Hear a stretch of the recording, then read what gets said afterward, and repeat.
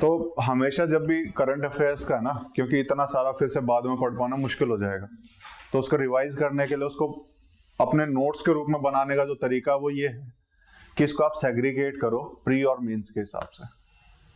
ठीक है, कि प्री के हिसाब से क्या इंपॉर्टेंट है, जो हम न्यूज बताते टाइम वैसे बता देते हैं कि ये प्री के लिए इंपॉर्टेंट है, मेंस के लिए इंपॉर्टेंट है। अगर इसी में करना चाहते हो तो अलग अलग कलर से हाईलाइट करो। कुछ ऐसे होंगे जो प्री और मेंस दोनों के लिए इंपॉर्टेंट है, तो उसको उस कलर से हाईलाइट करो। तो बेसिकली जब नोट्स बनाओगे तो उसमें 3 कलर आपको यूज करने हैं। ठीक है, और 4 हो जाए तो ज्यादा बेटर है। चौथा किस लिए, देखो सबसे पहले तो प्रीलिम्स जो प्री से रिलेटेड है उसको अलग लिख लो, फैक्ट को एक लाइन में एक बॉक्स में, क्योंकि प्री के लिए बहुत ज्यादा होता नहीं है तो एक बॉक्स में आ जाएगा। ठीक है, उसी के कंटेक्स्ट में जो मेंस के लिए इंपॉर्टेंट है वो साइड में लिख लो। इसके लिए थोड़ा सा ज्यादा जगह चाहिए, क्योंकि इसके लिए क्या उसके प्रोज हैं, क्या कॉन्स हैं, क्या कंक्लूजन रहेगा, वो सारी चीजें हम लिखेंगे।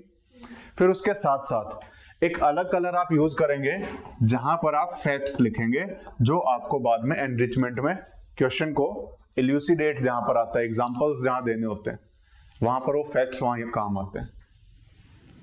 ठीक है, तो ये फैक्ट्स आप अलग कलर से लिखेंगे। ठीक है, एक न्यूज के लिए मतलब कोई बहुत बड़ी न्यूज है तो पूरा पेज भी कई बार लग जाता है, अदरवाइज एक न्यूज के लिए आपका जो पेज है उसका 1/4 हिस्से से ज्यादा लगेगा नहीं। जैसे मैं एग्जांपल में इंडिया मालदीव्स रिलेशंस को करता हूं। ठीक है, तो इंडिया मालदीव्स रिलेशन को जब करेंगे तो सबसे पहले तो आप लिखेंगे ऊपर इंडिया मालदीव रिलेशंस हेडिंग। ठीक है, आपका हेडिंग हो जाएगा जैसे आज की जो न्यूज है, मैं इसको ठीक है यहां पे हेडिंग में डाल दूंगा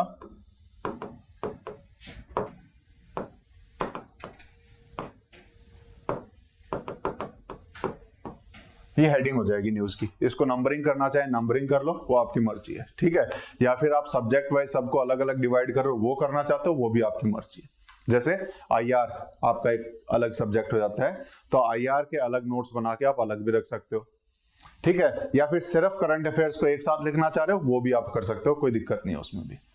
बस ये है कि इन करंट अफेयर्स को जितनी बार रिवाइज करोगे उतना ज्यादा आप अपने आंसर्स को या फिर क्वेश्चंस को अटेम्प्ट करने में इजी महसूस करोगे। तो ज्यादा रिवीजन के लिए जो जरूरी है इसमें इंडिया मालदीव्स रिलेशन में सबसे पहले तो मालदीव्स की लोकेशन इंपॉर्टेंट है। अगर आपको पता है लिखने की कोई जरूरत नहीं है, अगर आपको पता है तो लिखने की कोई जरूरत नहीं है, नहीं पता है तो लिख लो। क्या लिखोगे, इंडियन ओशियन,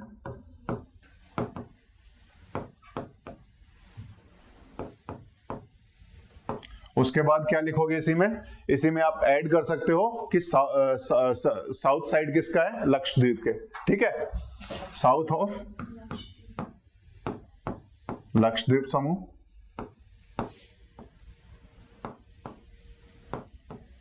बस बहुत है लोकेशन। इसके बाद जो प्रीलिम्स के लिए इसमें इंपॉर्टेंट था एक 8 डिग्री चैनल इसमें कहीं बताया होगा, है ना? हाँ, 8 डिग्री चैनल, तो 8 डिग्री चैनल यहीं पे लिख लो। 8 डिग्री चैनल किसको सेपरेट कर रहा है, ठीक है, मिनिकॉय और मालदीव्स, यानी लक्षद्वीप और मालदीव्स को। तो M&M भी लिख सकते हो, या फिर अगर आपको याद नहीं रहे तो मिनिकॉय और मालदीव्स लिख सकते हो, मर्जी है आपकी। और इसमें क्या इंपॉर्टेंट हो जाता है प्रीलिम्स के लिए, ये जॉइंट एक्सरसाइजेस। ठीक है, यहीं पर आप लिखोगे एक्सरसाइजेस क्या है, एक्यूवेरिन और दोस्ती, 1-2 बहुत है। ठीक है, ये आप जब भी पूछा जाए कि इंडिया मालदीव्स के रिलेशन के ऊपर आप लिखो तो आप लिख सकते हो कि डिफेंस साइड भी हमारा कॉर्पोरेशन अच्छा है, we are doing the exercises with them, और उसमें 1-2 का नाम लिख दोगे, बहुत है। ठीक है, ये हो गया आपका। फिर उसके बाद इसमें कुछ और है, नेबरहुड फर्स्ट पॉलिसी है, लेकिन नेबरहुड फर्स्ट पॉलिसी को हम अलग से भी करेंगे, तो यहां पे अलग से उसको लिखने की जरूरत नहीं है, वो हम मेंस में लिखेंगे। ठीक है, तो यहां पर हम और क्या लिख सकते हैं कि इंडिया आउट कैंपेन किस चीज से रिलेटेड है। Sometimes heard in news India out campaign, this is in relation with which country, Maldives. ठीक है, तो यहां पर हम इंडिया आउट कैंपेन भी आप लिख सकते हैं।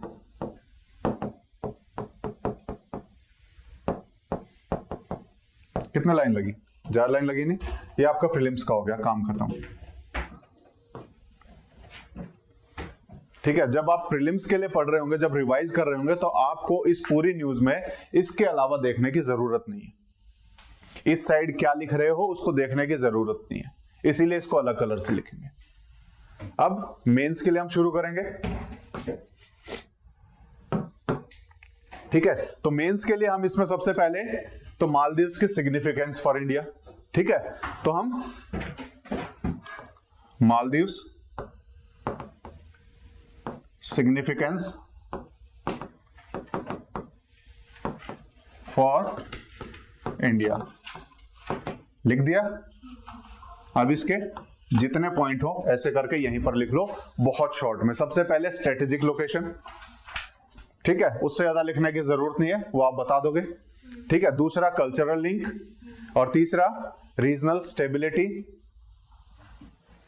ये 3 पॉइंट हो गए, काम खत्म, उसके अलावा जरूरत नहीं है। उसके बाद फिर आप लिखोगे इंडिया सिग्निफिकेंस फॉर मालदीव्स।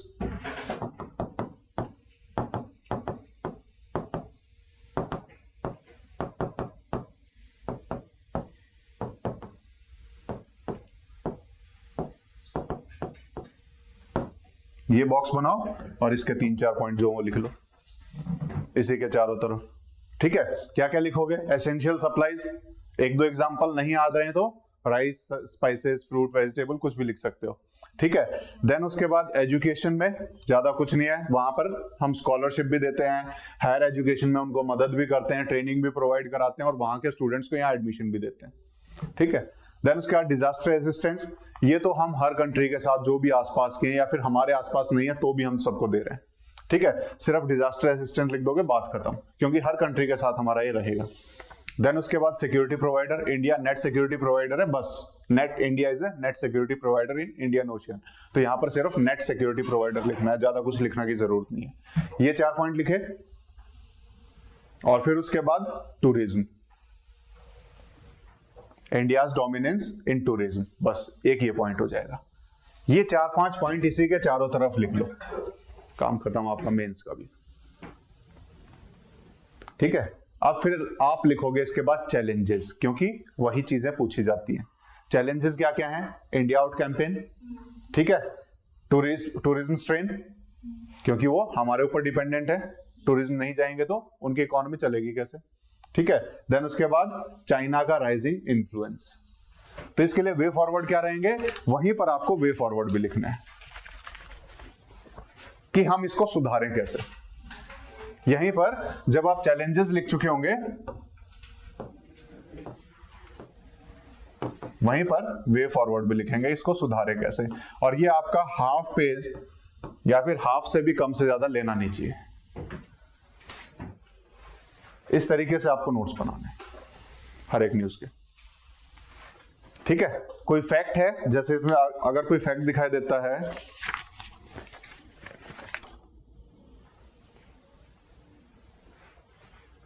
ऐसा कोई फैक्ट इसमें 150 years कौन सा नहीं,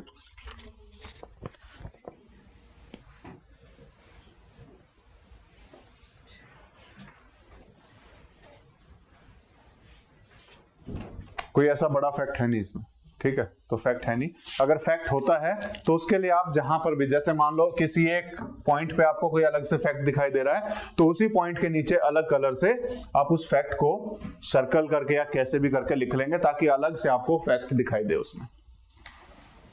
बस इतना सा करना होता है जब भी आप करंट अफेयर्स की, इन करंट अफेयर्स की बेसिकली जब नोट मेकिंग करते हैं, तो ये तरीका है। ठीक है, इससे आप इजीली उसको रिवाइज कर पाएंगे। ये 12 पेजेस आपके मैक्सिमम 2 से 3 पेजेस में कवर हो जाएंगे, उससे ज्यादा जरूरत नहीं है। ठीक है, ये किसका था? ठीक है, पिछला रिवाइज कर लेना। ठीक है,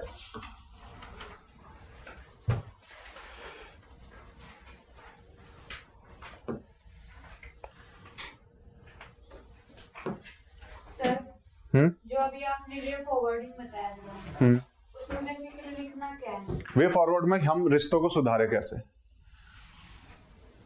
हमारे वहां पर कंसर्न चल रहे हैं, इंडिया आउट कैंपेन चल रहा है, चाइना का इन्फ्लुएंस बढ़ रहा है, वो हमारे पास टूरिज्म में डिपेंडेंट है, तो टूरिज्म वहां जाएंगे नहीं तो उनकी इकोनॉमी ठप पड़ जाएगी।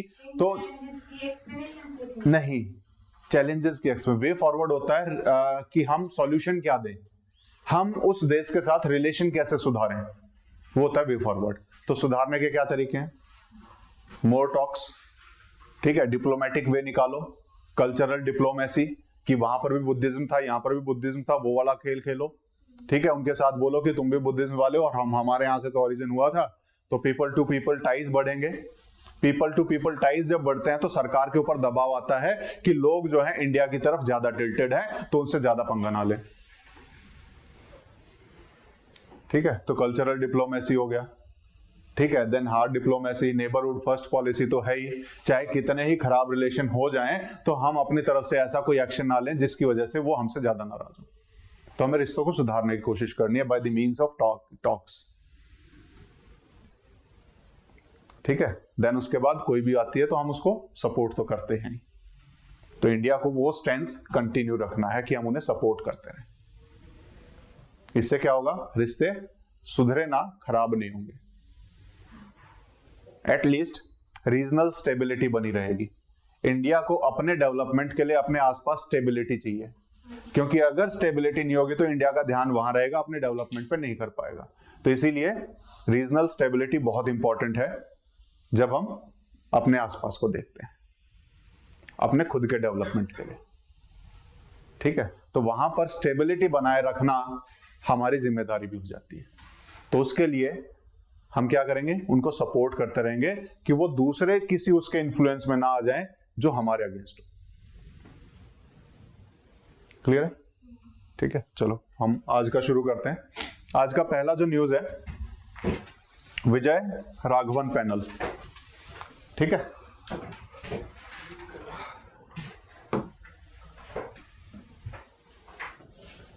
अभी रिसेंटली लास्ट वीक में विजय राघवन पैनल ने अपनी एक रिपोर्ट दी, तो कंटेक्स्ट ये है, तो उसके बारे में जो हमारे प्रीलिम्स के लिए सबसे पहले पता होना चाहिए कि विजय राघवन पैनल किस चीज से रिलेटेड है। पहली चीज तो ये पता होनी चाहिए, जब भी कोई न्यूज देखें, कोई भी कमेटी आती है, कोई भी पैनल आता है, तो हमें ये पता होना चाहिए उसका रिलेशन किस चीज से, वो किस चीज के ऊपर रिसर्च करने के लिए या स्टडी करने के लिए उसको गठित किया गया है, ठीक है। तो विजय राघवन पैनल है। विजय राघवन पैनल का मेन पर्पस था कि हमारा R&D डिफेंस टेक्नोलॉजीज में वो घटता जा रहा है, हमारा ध्यान उधर से हटता जा रहा है, तो हम उसको इंप्रूव कैसे करें, रिसर्च एंड डेवलपमेंट की तरफ ध्यान कैसे बढ़ाएं, ताकि इंडिया डिफेंस टेक्नोलॉजी में सेल्फ रिलायंट हो सके, दूसरों के ऊपर निर्भर ना रहना पड़े। इस पर्पज के लिए हमने विजय राघवन पैनल को बैठाया और विजय राघवन पैनल ने बहुत सारी कमियां बताई कि ये सारी कमियां हैं और इसको दूर करने के ये उपाय हैं। तो जब भी हमें सॉल्यूशन ढूंढने होते हैं ना, अपनी मर्जी से सॉल्यूशन की जरूरत नहीं है। जितनी कमेटीज हैं, जितने पैनल हैं, वो बहुत अच्छे सॉल्यूशंस देके जाते हैं, हमें बस वो सॉल्यूशंस ध्यान रखने की जरूरत है कि उन्होंने क्या सॉल्यूशंस दिए थे, ठीक है। तो यहां पर अगर हम देखें, अभी रिसेंटली पिछले 1-2 साल में, एक तो पार्लियामेंट्री स्टैंडिंग कमेटी, पार्लियामेंट में स्टैंडिंग कमेटीज होती हैं कई सारी, ठीक है। तो पार्लियामेंट्री स्टैंडिंग कमेटी थी जो डिफेंस के ऊपर उन्होंने एक रिपोर्ट पेश की थी, और कैग की भी एक रिपोर्ट आई थी, कंट्रोलर एंड ऑडिटर जनरल। उन दोनों रिपोर्ट्स में कहीं ना कहीं ये डिलेज का बताया गया कि जो हमारा जो DRDO की जो कार्यवाही है, जो हम टेक्नोलॉजी जो डेवलप कर रहे हैं, जिस टाइमलाइन के हिसाब से होने चाहिए वो हो नहीं रहे, उनमें बहुत डिले चल रहा है। तो डिले चल रहा है, तो उसके लिए हमने क्या किया, एक पैनल गठित कर दिया कि तुम बताओ भी क्या हो रहा है, ये दिक्कत कहां है, ठीक है। तो रिपोर्ट आई थी, रिपोर्ट के ऊपर हमने कार्रवाई करने के लिए किया कि ये बताओ, और इसने भी सेम चीजें पाई कि हाँ ये सब चीजें हो रही हैं, ठीक है।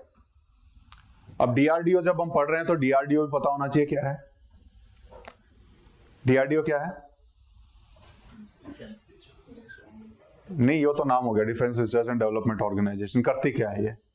इसका मिशन है रिसर्च एंड डेवलपमेंट करना जो भी क्रिटिकल टेक्नोलॉजीज हैं डिफेंस के लिए, और उनको डेवलप करना, ठीक है। इसका काम सिर्फ इतना है कि आप R&D करो, नई नई टेक्नोलॉजीज को लेके आओ, ताकि हम डिफेंस में सेल्फ रिलायंट हो सके। इसको 1958 में बनाया गया था मिनिस्ट्री ऑफ डिफेंस के अंडर। ठीक है, ये एक स्टैटिक फैक्ट है जो आपको पता होना चाहिए। डीआरडीओ का एस्टेब्लिशमेंट है 1958 में अंडर मिनिस्ट्री ऑफ डिफेंस, ये काम करती है और इसका मिशन है to achieve self reliance in critical defence technologies. अभी डीआरडीओ कई सारे इश्यूज को फेस कर रही है, जिसके लिए विजय राघवन पैनल भी था। तो इश्यूज पता होने चाहिए। ठीक है, तो कभी भी जब ऐसा नहीं है कि स्पेसिफिकली आपसे पूछा जाए कि डीआरडीओ के इश्यूज को बताओ, हो सकता है पूछ लेंगे कि हमारे डिफेंस टेक्नोलॉजी में जो हम प्रोडक्शन से रिलेटेड इश्यूज फेस कर रहे हैं उनके बारे में डिस्कस कीजिए। तो वहां पर ये इश्यूज काम आएंगे कि हमारे यहां पर मेजर चीज है कि जो हमने R&D का ठेका दिया हुआ और डीआरडीओ को दिया हुआ है, और DRDO itself is facing much issues. उनमें सबसे पहला क्या हो जाएगा कि डिलेज है।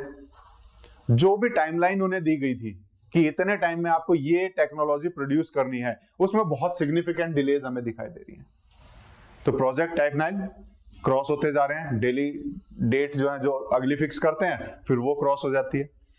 जब भी टाइमलाइन जब हम क्रॉस करते हैं उसके साथ साथ कॉस्टिंग भी बढ़ती है, उसके साथ साथ कॉस्टिंग भी बढ़ती है। एक डैम जब हम पढ़ेंगे तो एक डैम का एग्जांपल है बड़ा अच्छा सा, जो 1950s में शुरू हुआ था, आज तक खत्म नहीं हुआ है और उसकी कॉस्टिंग हजारों गुना बढ़ चुकी है।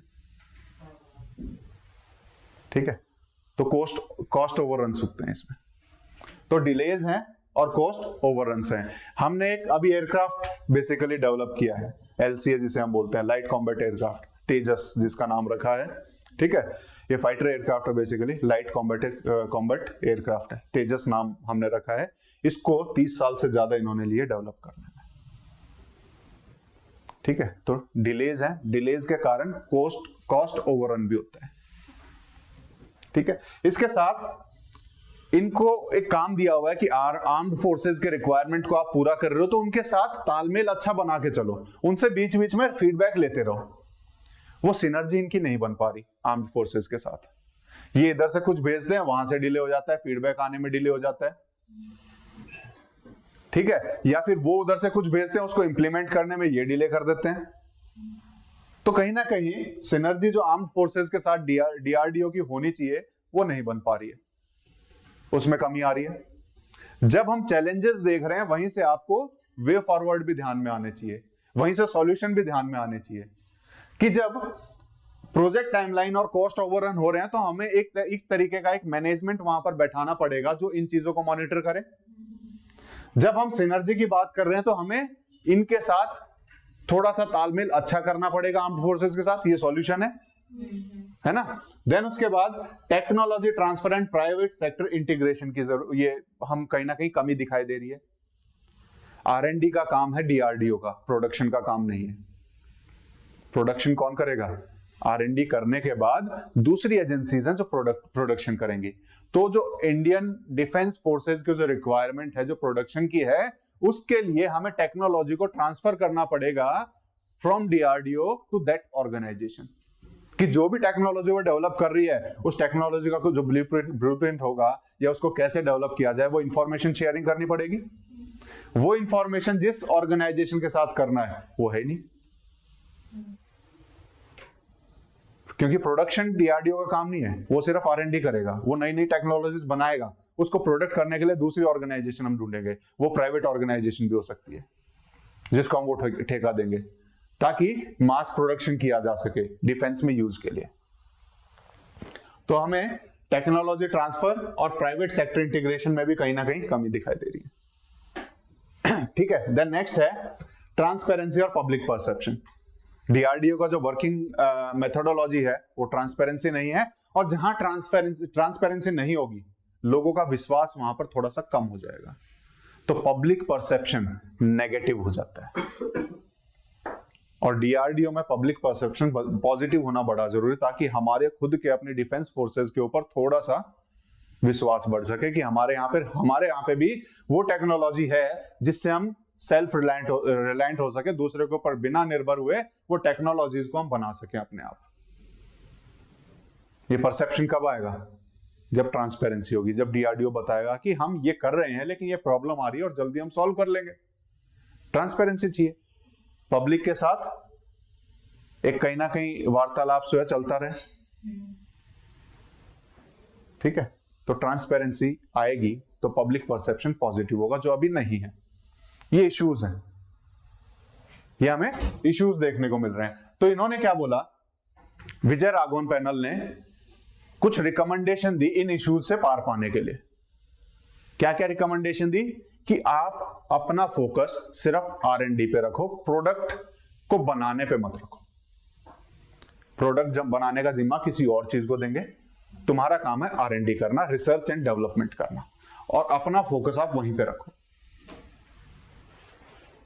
ठीक है। पहला रिकमेंडेशन था, ठीक है। ऐसा नहीं है कि आप प्रोडक्ट को फिर मैन्युफैक्चर भी आप ही कर रहे हो, R&D भी आप ही कर रहे हो, तो आपकी स्पेशलाइजेशन कहां है? तो आप सिर्फ उसी एरिया में काम करो जहां आपकी एक्सपर्टीज है।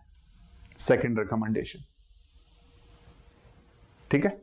सेकंड रिकमेंडेशन हो जाएगी कि आप सिर्फ उन्हीं एरियाज में काम करो जहां आपकी एक्सपर्टीज है, जहां आप अच्छे से काम कर सकते हो। और फिर उसके बाद बोला कि हमें एक डिफेंस टेक्नोलॉजी काउंसिल बनाने की जरूरत है, हमें एक डिफेंस टेक्नोलॉजी काउंसिल सेटअप करने की जरूरत है। और ये हाई पावर्ड काउंसिल होगी। हाई पावर्ड जहां पर भी वर्ड आएगा, इसका मतलब उसमें बहुत बड़े बड़े लोग बैठेंगे। और यहां पर अगर इसके चेयरपर्सन देखें तो इन्होंने रिकमेंड किया है कि ये काउंसिल बनाओ जिसके हेड PM खुद होंगे। इससे क्या फायदा होगा? हाई पावर्ड कमेटी जब भी बनाई जाती है, उसके पीछे एक छोटा सा जो लॉजिक होता है कि जो डिलेज होते हैं ना डिसीजन मेकिंग में, वो कम हो जाते हैं। वहीं पर बैठ करके उसके ऊपर डिसीजन लिया जा सकता है, और वहीं पे उनको, वहां पे हम बोल देते हैं कि हाँ अपना काम शुरू करो। इनके चेयरमैन PM रहेंगे, डिप्टी चेयरमैन डिफेंस मिनिस्टर को रखा जाएगा। तो इस तरह की काउंसिल बनाने की इन्होंने बात कही कि इस तरह की काउंसिल बनाओ, ठीक है, ताकि डिसीजंस लेने में डिले ना हो।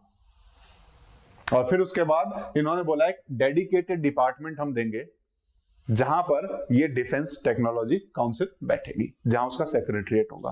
तो उसका एक डेडिकेटेड डिपार्टमेंट बनाना पड़ेगा under department of defence science technology and innovation, under ministry of defence. Ministry of defence के अंडर एक अलग से डिपार्टमेंट बनाओ जहां पर ये लोग बैठेंगे, डिफेंस टेक्नोलॉजी काउंसिल, ठीक है।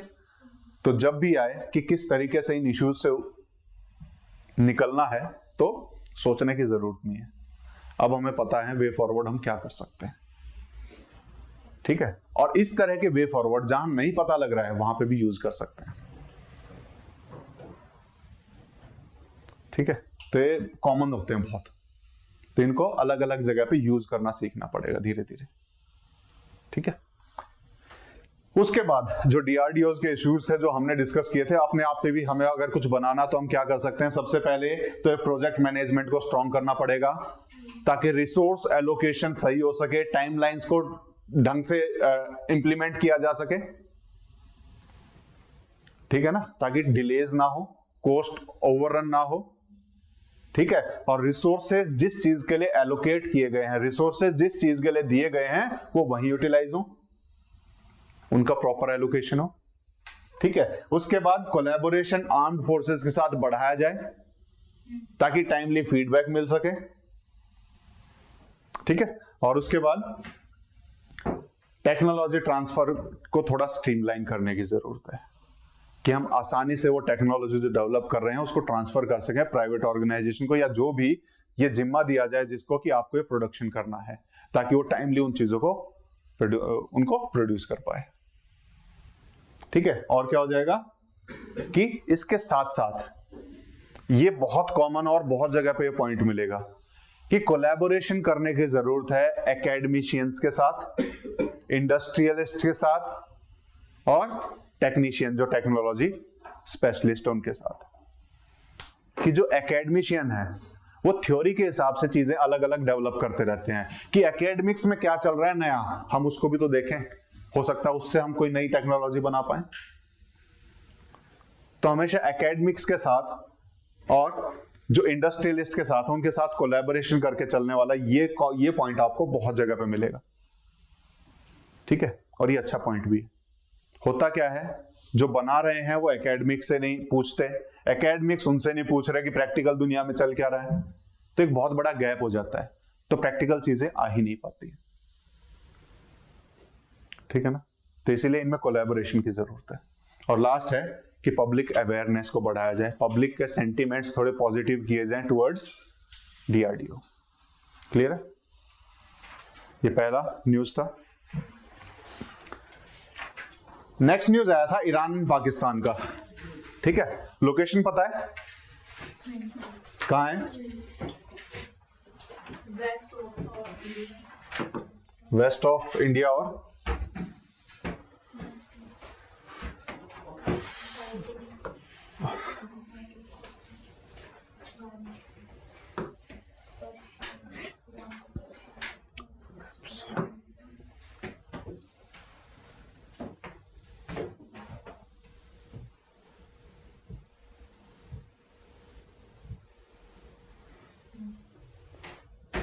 India, Pakistan, Iran. ठीक है, अभी रिसेंटली हुआ क्या है, ईरान जो है ना वो बेसिकली एंटी इजराइल है। ईरान जो है एंटी इजराइल है, और इजराइल का और गाजा स्ट्रिप पे जो लड़ाई चल रही है पिछले दिनों से वो सबको पता है, पैलेस्टीन और इजराइल में। ठीक है, उसी चक्कर में ईरान भी अब सोच रहा है क्या करें क्या ना करें, तो इधर उधर मिसाइल फेंकता रहता है बीच में।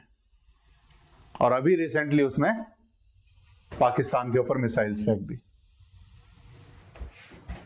ठीक है, हमारे लिए जियोपॉलिटिक्स में इंपॉर्टेंट है कि कौन किसका साथ देता है, बस इतना पता है, बहुत है। वो हम कई जगह पे सब्सटेंशिएट करेंगे अपने आंसर को। ठीक है, या फिर आईआर पढ़ेंगे तब इनको डिटेल में पढ़ेंगे, जियोपॉलिटिक्स में चल क्या रहा है क्या नहीं।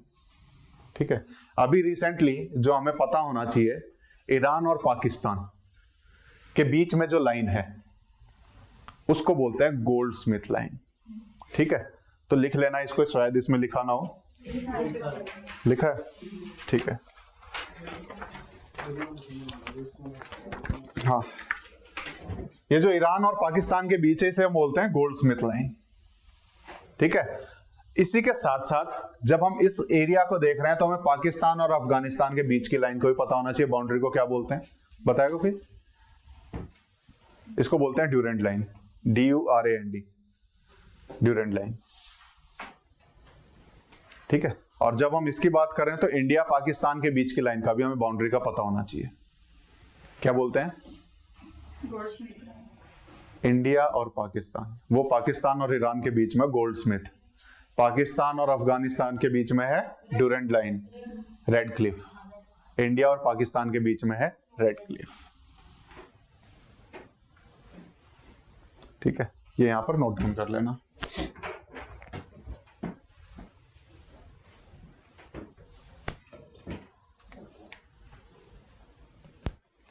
हमारे लिए ईरान बहुत जरूरी है। क्यों जरूरी है? पाकिस्तान का एंटी है और पाकिस्तान का एंटी है तो हमारा पाकिस्तान का एंटी नहीं, हम कहेंगे कि यहाँ पर पाकिस्तान तो चल ही रहा हमारे साथ, लेकिन हम आसपास थोड़ा सा अपना अच्छा बना सके ताकि पाकिस्तान को घेर लें। या दूसरा चीज अगर हम देखें, अगर इंडिया को सेंट्रल एशिया में बहुत सारे मिनरल्स पाए जाते हैं जो हमें मंगाने पड़ते हैं, सेंट्रल एशिया से हमें कनेक्ट करना है तो उसके लिए रास्ता चाहिए। सेंट्रल एशिया से इंडिया को कनेक्ट करने के लिए रास्ता ही नहीं, इधर से चाइना है, इधर अफगानिस्तान है, इधर पाकिस्तान है, इंडिया कहां से जाए? पाकिस्तान सपोर्ट करता है चाइना को, और वो यहां पर कौन सा पोर्ट बना रहा है? ग्वादर पोर्ट। पाकिस्तान में कौन सा पोर्ट बन रहा है? ग्वादर पोर्ट। कौन बना रहा है? चाइना। उसका बेल्ट एंड रोड इनिशिएटिव एक है चाइना का, जिससे वो पूरे एशिया से यूरोप को पूरा लिंक कर रहा है। Belt and road initiative, BRI। ठीक है, तो यहां पर कौन सा पोर्ट बना रहा है पाकिस्तान में? ग्वादर पोर्ट। तो इंडिया कहां जाए? इंडिया जाएगा ईरान के पास, और ईरान में इंडिया बना रहा है चाबार पोर्ट। यहां पर चाबार पोर्ट है। ठीक है, CHAHABAR, चाबार पोर्ट। ठीक है, तो ईरान में इंडिया चाबार पोर्ट को डेवलप कर रहा है ताकि उस पोर्ट के जरिए हम सीधा सेंट्रल एशिया में पहुंच सकें और अपन हमारी जो नीड्स हैं जो हमारे सेंट्रल एशिया से हम चाहते हैं वो इस पोर्ट के जरिए हम डायरेक्ट सेंट्रल एशिया से कनेक्ट हो सके। तो ये पाकिस्तान क्यों बना रहे हैं यहाँ पे पोर्ट? कहाँ पर? चीन बना रहे हैं। हाँ, चीन मतलब चीन चाइना क्यों बना रहे हैं? चाइना की एक है स्ट्रिंग ऑफ पर्ल्स पॉलिसी। हर जगह पे इंडिया के चारों तरफ उसने अलग अलग पोर्ट्स लिए हुए, क्योंकि वो अगर हम देखें मेजॉरिटी ऑफ जो ट्रेड हो रहा है चाइना का ट्रेड रूट यही है, यहां से होके ऐसे जाता है। अगर और आज के टाइम पे बड़े अगर हम दो देखें तो कौन कौन सा है? चाइना और उधर से यूएस से, ठीक है। तो चाइना नहीं चाहता कि यहां पर यूएस का दबदबा बढ़े या इंडिया का दबदबा बढ़े, क्योंकि ऊपर से चाइना इंडिया को काउंटर करता है। अगर ये काउंटर ज्यादा करे तो इंडिया के पास मौका है कि इंडिया यहां पर चाइना के ट्रेड को ब्लॉक कर सकता है, क्योंकि इंडियन ओशियन डायरेक्ट टच में है इंडिया के।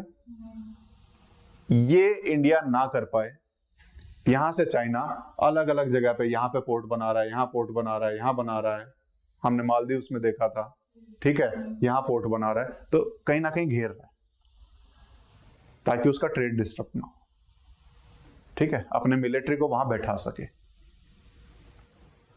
ठीक है। तो ऐसे में इंडिया के लिए भी जरूरी जाता है कि आसपास सबसे बना करके रखे। ये लैंड रूट से क्यों नहीं आता? कौन सा? चाइना कहां से आएगा? लैंड रूट से आ जाएगा, लैंड रूट से भी लेके आता है वो, ठीक है। वहां से इसके रशिया के साथ अच्छे रिलेशन है, ठीक है, लेकिन मेजॉरिटी ऑफ ट्रेड वो सी रूट के थ्रू आता है, वो सस्ता भी पड़ता है और इजी हो जाता है इतना भारी सामान लेके आना। लैंड रूट से वो पॉसिबल नहीं है, ठीक है। तो इसीलिए हमें जब इसको पढ़ रहे हैं तो हमें ईरान का भी पता होना चाहिए। तो ईरान के बीच में और इसमें ये बेसिकली न्यूज था, तो इससे इतनी चीजें हमें आसपास की पता होनी चाहिए, ठीक है। और डिटेल में जब हम पढ़ेंगे तब हम जियोपॉलिटिक्स में देख ही लेंगे इसको। कहाँ गया?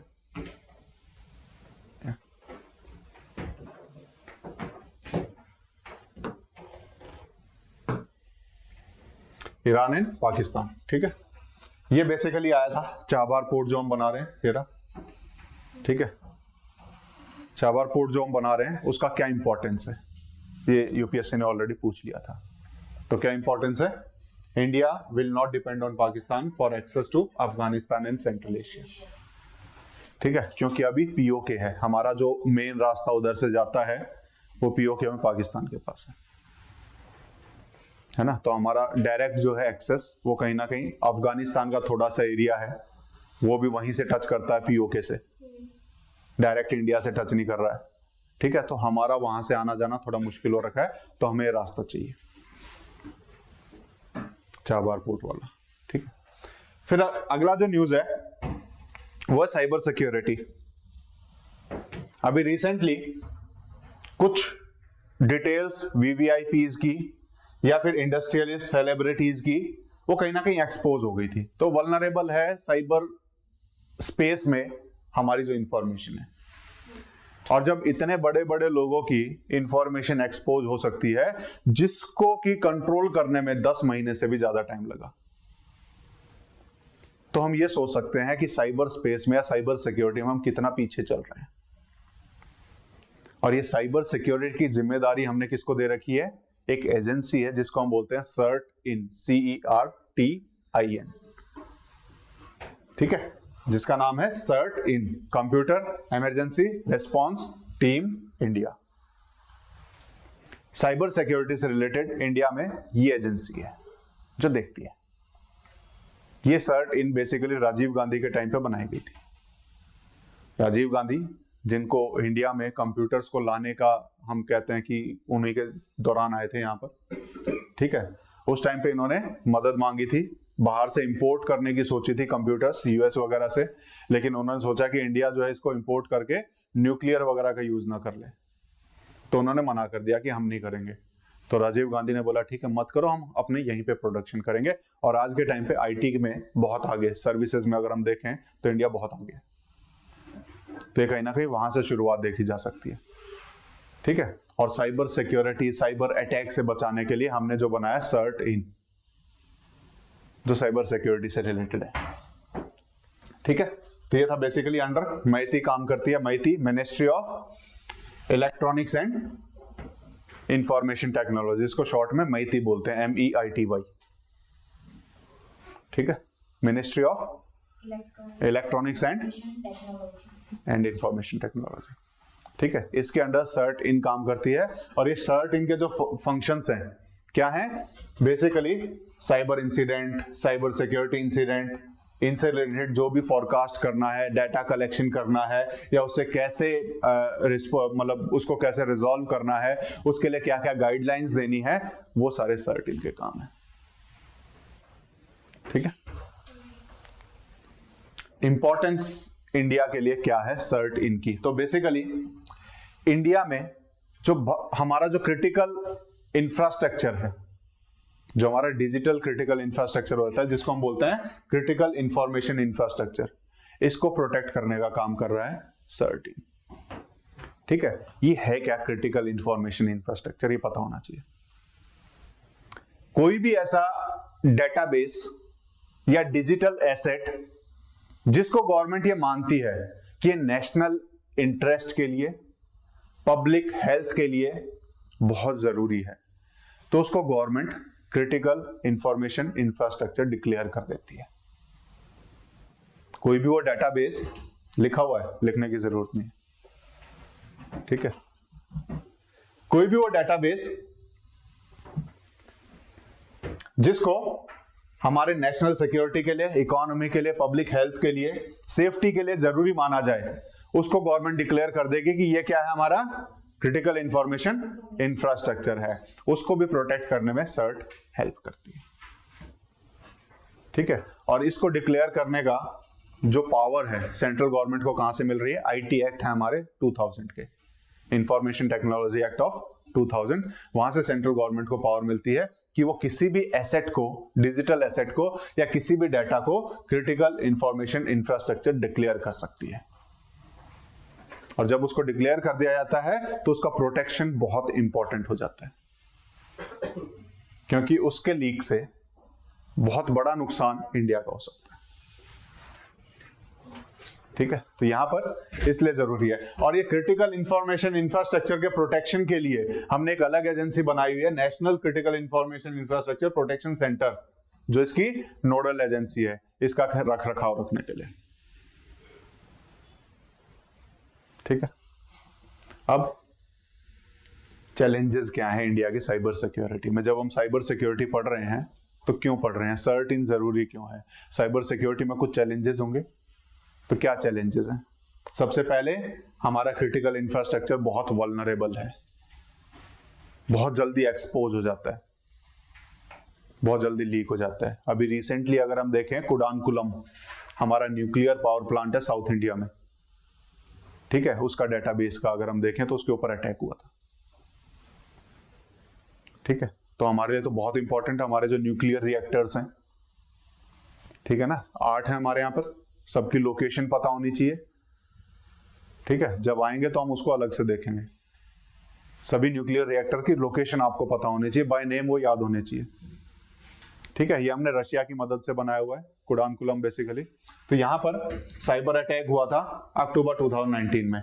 तो हमारे ये जितने भी क्रिटिकल इंफ्रास्ट्रक्चर है, चाहे वो पावर ग्रिड है, चाहे ट्रांसपोर्टेशन सिस्टम है, चाहे कम्युनिकेशन नेटवर्क है, ये वल्नरेबल है, इनके ऊपर साइबर अटैक हो सकता है। ये चैलेंज है हमारे लिए कि हम इसको कैसे रोकें।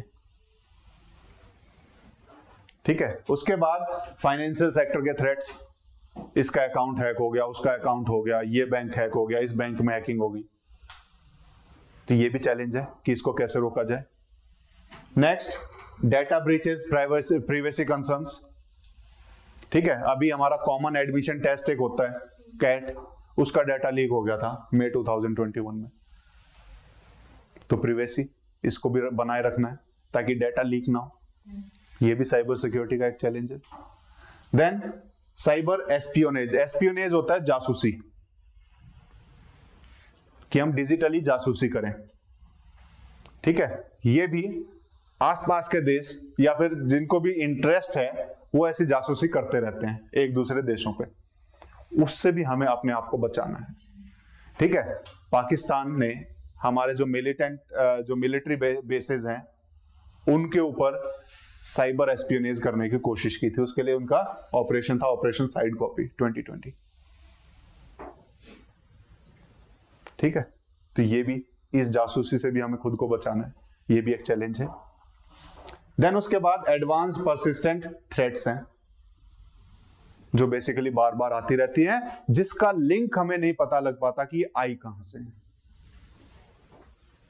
ठीक है, अभी रिसेंटली आपने सुना होगा एम्स एक हफ्ते के लिए पूरा बंद कर दिया था, उसका कंप्यूटर सिस्टम हैक करके, सुना था? साइबर सिक्योरिटी का चैलेंज है वो भी। ठीक है, उससे पहले अगर हम देखें, हमारा पावर सेक्टर भी उससे 1-1.5 साल पहले ही पूरा पावर सेक्टर इन्होंने जाम कर दिया था उसको हैक करके। तो ये भी चैलेंज है। ठीक है, अगर ये चैलेंज है तो इससे पार कैसे पाए, क्या वे फॉरवर्ड हो सकता है? सबसे पहली बात कि जो हमारे आईटी लॉज हैं वो बहुत पुराने हैं। हम अभी भी 2000 वाले लॉ से काम कर रहे हैं। उसके बाद आईटी सेक्टर बहुत डेवलप कर चुका है, तो हमें उसके हिसाब से आईटी एक्ट को अमेंड करने की जरूरत है। सीईआरटी को उस हिसाब से हमें पावर्स देने की जरूरत है। हमारे रेगुलेटरी फ्रेमवर्क को, लॉज को और ज्यादा मजबूत बनाने की जरूरत है। और हमें हमारे प्राइवेट जो पार्टनर्स हैं उनके साथ कोलैबोरेट करने की जरूरत है, वो हमें इसमें हेल्प करें। इस तरीके से आप लिख सकते हो वे फॉरवर्ड। ठीक है, अब अगला, ये तो सबने सुना ही होगा न्यूज में, राम टेम्पल। ठीक है, राम टेम्पल क्यों न्यूज में था? अभी रिसेंटली प्राण प्रतिष्ठा है ना, 22 जनवरी है ना। तो प्राण प्रतिष्ठा होती क्या है?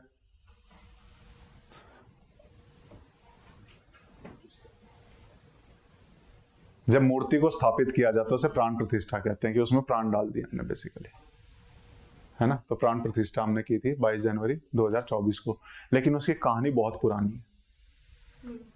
ठीक है, तो थोड़ी सी एक कहानी से समझ लेते हैं हुआ क्या था, बैकग्राउंड थोड़ा समझ लेते हैं इसका, फिर उसके बाद राम मंदिर पे आएंगे। ठीक है, कभी 5th सेंचुरी में माना जाता है कि हमने राम मंदिर बनाया हुआ था। अयोध्या में जो राम की जन्मभूमि थी वहां पर एक मंदिर होता था। ठीक है, कभी 5th सेंचुरी में विक्रमादित्य के द्वारा बताया जाता है कि बनाया, उसका कुछ ऐसा है नहीं। लेकिन ये जरूर है कि 1526 में हमारे यहाँ पर मुगल काल शुरू होता है, मुगल साम्राज्य शुरू होता है, मुगल रूल शुरू होता है। बाबर आता है और बाबर आकर इस मंदिर को तोड़कर वहां पे मस्जिद बनाता है 1528 में। ठीक है, बाबरी मस्जिद। ठीक है, उसके बाद कुछ नहीं है, क्योंकि मुगल रूल चलता रहता है, कौन आवाज उठाएगा। ठीक है, जब वीक होते हैं तो 1750-1751 के आसपास मराठा आते हैं, वो बोलते हैं अब तो हम फिर से हिंदू राज स्थापित करेंगे और अपने मंदिर को वापस लाएंगे। और वो फिर से इसको मांगने की कोशिश करते हैं, क्योंकि वो हेल्प कर रहे थे उस टाइम पे मुगल्स की भी और इधर उधर, और एक बड़ी पावर के रूप में मराठास उस टाइम पे एस्टेब्लिश हो चुके थे। तो उन्होंने इसको फिर से री एस्टेब्लिश करने की कोशिश की, मंदिर को उन्होंने मांगने की कोशिश की, लेकिन कुछ हुआ नहीं। फिर उसके बाद अंग्रेजों के टाइम पे अगर हम देखें तो वहां पर भी जो स्टडी करने आए, तो एक स्टडी में उन्होंने पता लगाया कि जो मस्जिद बना हुआ है इसके नीचे जो पिलर्स हैं वो मंदिर के पिलर्स हैं, उन्होंने अपनी स्टडी में बताया। और धीरे धीरे बहुत सारे लोग इसमें इन्वॉल्व होने लगे, और उस टाइम पे 1880 या 1850 के आसपास आते आते लड़ाई होने के बजाय इसको कोर्ट्स के द्वारा सॉल्व करने की कोशिश की गई। जजेस के सामने गया कि ये तो यहाँ पर टेम्पल था और ये था, ये सारी चीजें चली।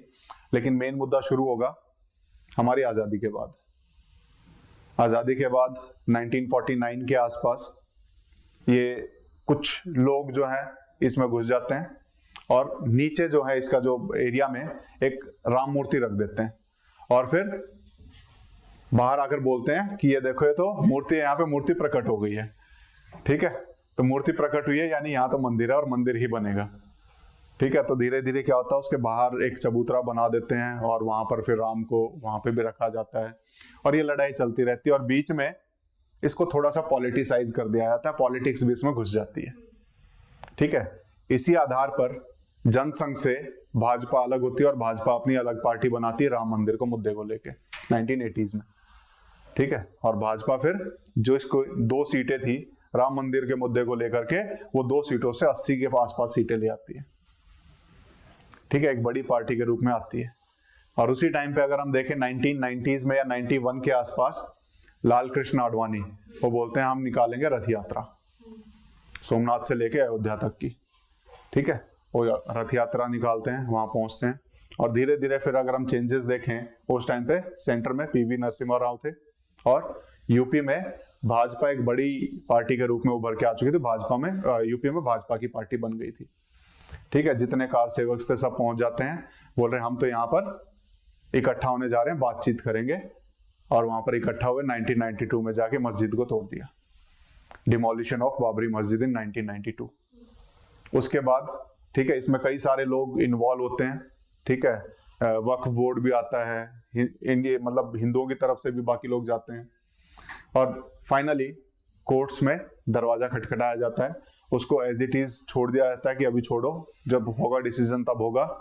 जब देख रहे हैं कुछ नहीं हो रहा था 2019 के आसपास सुप्रीम कोर्ट बोलते हैं कि मुझे तो जवाब चाहिए कि क्या कर रहे हो, और सुप्रीम कोर्ट एक कॉन्स्टिट्यूशनल बेंच बनाता है, 5 जजेस की बेंच बनाता है कि इसके ऊपर डिसाइड करो। और 2020 में फाइनली वो अपना डिसीजन देता है कि यहाँ पर राम मंदिर बनेगा और जो वक्फ बोर्ड है उसको भी हम इजाजत दे रहे हैं, लेकिन उसके लिए पास में एक जगह दे रहे हैं, वहां पर तुम अपना बना लो। और ये होता है और फिर फाइनली 22 जनवरी 2024 को हमारा राम मंदिर बन जाता है, ठीक है। बना नहीं है लेकिन प्राण प्रतिष्ठा हो गई है, ठीक है। इसमें बहुत सारे मुद्दे हैं जो हमने लास्ट टाइम भी पढ़े थे, शंकराचार्य पढ़े थे, है ना। शंकराचार्य ने अटेंड नहीं किया, उन्होंने नहीं किया क्यों? उन्होंने बोला, वो बेसिकली उनकी फिलॉसफी में है कि जो मंदिर के पार्ट्स हैं वो कहीं ना कहीं अंग दिखाते हैं ईश्वर के, और जब वो ही पूरा नहीं है तो आप कैसे प्राण प्रतिष्ठा कर सकते हो, ठीक है। तो इस मुद्दे को लेकर के शंकराचार्य ने इसमें अटेंड नहीं किया, ठीक है। तो हम पढ़ते हैं अब राम मंदिर के बारे में, जो हमारे लिए इंपॉर्टेंट है। ये तो पॉलिटिकल न्यूज़ है, ठीक है। हमारे लिए इंपॉर्टेंट है जो राम मंदिर जो बनाया गया, इसको नगर स्टाइल में बनाया गया, नगर शैली जिसे हम बोलते हैं हिंदी में। मंदिर को बनाने की अलग अलग स्टाइल्स होते हैं जो 5th सेंचुरी में डेवलप हुए थे। नगर स्टाइल एक स्टाइल है, 5th सेंचुरी में डेवलप हुआ, और उसी टाइम पे दूसरा स्टाइल भी डेवलप हुआ था जिसे हम द्रविड़ स्टाइल के नाम से जानते हैं। किस नाम से जानते हैं? द्रविड़ स्टाइल के नाम से जानते हैं। और इन दोनों के मिक्सचर से एक तीसरा स्टाइल डेवलप हुआ जिसे हम विसारा नाम से जानते हैं, VESARA, ठीक है। तो 3 जो प्रोमिनेंट स्टाइल्स हैं टेंपल आर्किटेक्चर के, नगर, द्रविड़ और विसारा, इन सब को हम आर्ट एंड जब कल्चर पढ़ेंगे बहुत डिटेल में पढ़ेंगे कि क्या क्या होता है, इनमें डिफरेंसेस क्या क्या है, वो हमें पता होने चाहिए। डायरेक्टली क्वेश्चन आते हैं और उस टाइम पे हमें डायग्राम बनाना पड़ जाता है कि नगर स्टाइल का ये आर्किटेक्चर होता है, जो एक कॉमन सा भी हम देखेंगे इसमें, जो आपको दिया हुआ हैंड आउट उसमें भी दिया होगा, ठीक है। ये बेसिकली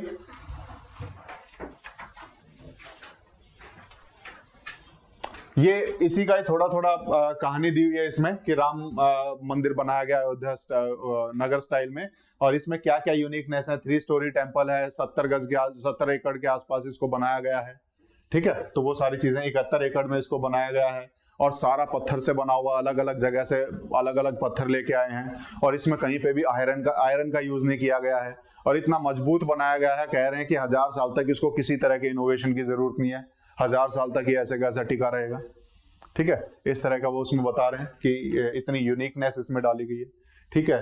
390 से पिलर्स 390 पिलर्स हैं, 46 दरवाजे, 5 मंडप हैं, ठीक है। मंडप क्या होते हैं वो भी आर्किटेक्चर में हमें पता होने चाहिए, ठीक है। तो ये मंडप है, ठीक है। और इसके अलावा अगर हम देखें तो ये गर्भगृह होता है, जहां पर बेसिकली जहां पर जो भी वहां का देवता होता है उसको हम स्थापित करते हैं, तो गर्भगृह में इनको स्थापित किया गया है, ठीक है। उसके अलावा रंग मंडप है, नृत्य मंडप है, ये सारी चीजें हैं।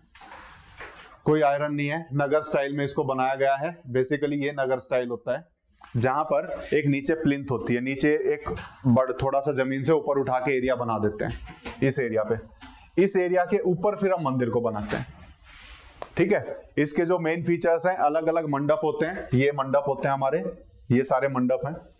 ठीक है, फिर एक गर्भगृह होगा और उस गर्भगृह में हम मूर्ति को स्थापित करते हैं, और गर्भगृह जनरली जो सबसे ऊंचा मंडप होता है उसके नीचे पाया जाता है। ठीक है, और इसमें ये जो एरिया है इसको हम शिखर बोलते हैं, शिखर है, इसी को द्रविड़ स्टाइल में हम विमान बोल देते हैं। ठीक है, जब हम द्रविड़ स्टाइल पढ़ेंगे तो डिफरेंसेस पढ़ेंगे, अभी सिर्फ इस पे ध्यान दो कि ये शिखर होता है, गर्भगृह होता है, प्लिंथ के ऊपर इसको बनाया जाता है, अलग अलग मंडप होते हैं, और इसके आसपास चारों तरफ चक्कर लगाने के लिए एक रास्ता, प्रदक्षिणा पथ भी जिसे हम बोल देते हैं, सरकम एम्बुलेटरी भी बोलते हैं इसको। ठीक है, वो होता है। तो ये हमारा बेसिकली नगर आर्किटेक्चर का एक सिंपल सा है। तो इसी को हमने वर्ड्स में भी यहाँ पर लिखा है कि नगर में बेसिकली एक रेज्ड प्लिंथ के ऊपर बना होता है, गर्भगृह होता है, ठीक है, शिखर होता है, ठीक है, देन उसके बाद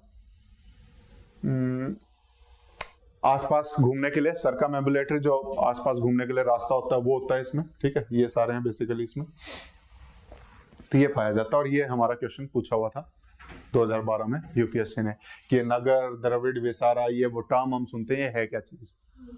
ठीक है, तो ये क्या है, टेम्पल आर्किटेक्चर है। क्लियर है, आपके उसमें ये इमेज नहीं होगी। ठीक है, ये बेसिकली हमारा जो राम मंदिर का जो बन रहा है तो उसका एक वो है फोटो। ठीक है, तो 390 पिलर्स वहां लिखे थे, यहाँ 360 है, 390 पिलर के आसपास है। ठीक है, तो ये बेसिकली शिखर है हमारा, गर्भगृह जो इसी के नीचे मिलेगा, जो शिखर होगा उसी के नीचे गर्भगृह होगा। फिर अलग अलग मंडप हैं, 5 मंडप टोटल हैं इसमें, है ना। ये डोम जिसे बोला है, डोम बेसिकली इस्लामिक आर्किटेक्चर का एक खासियत होती है।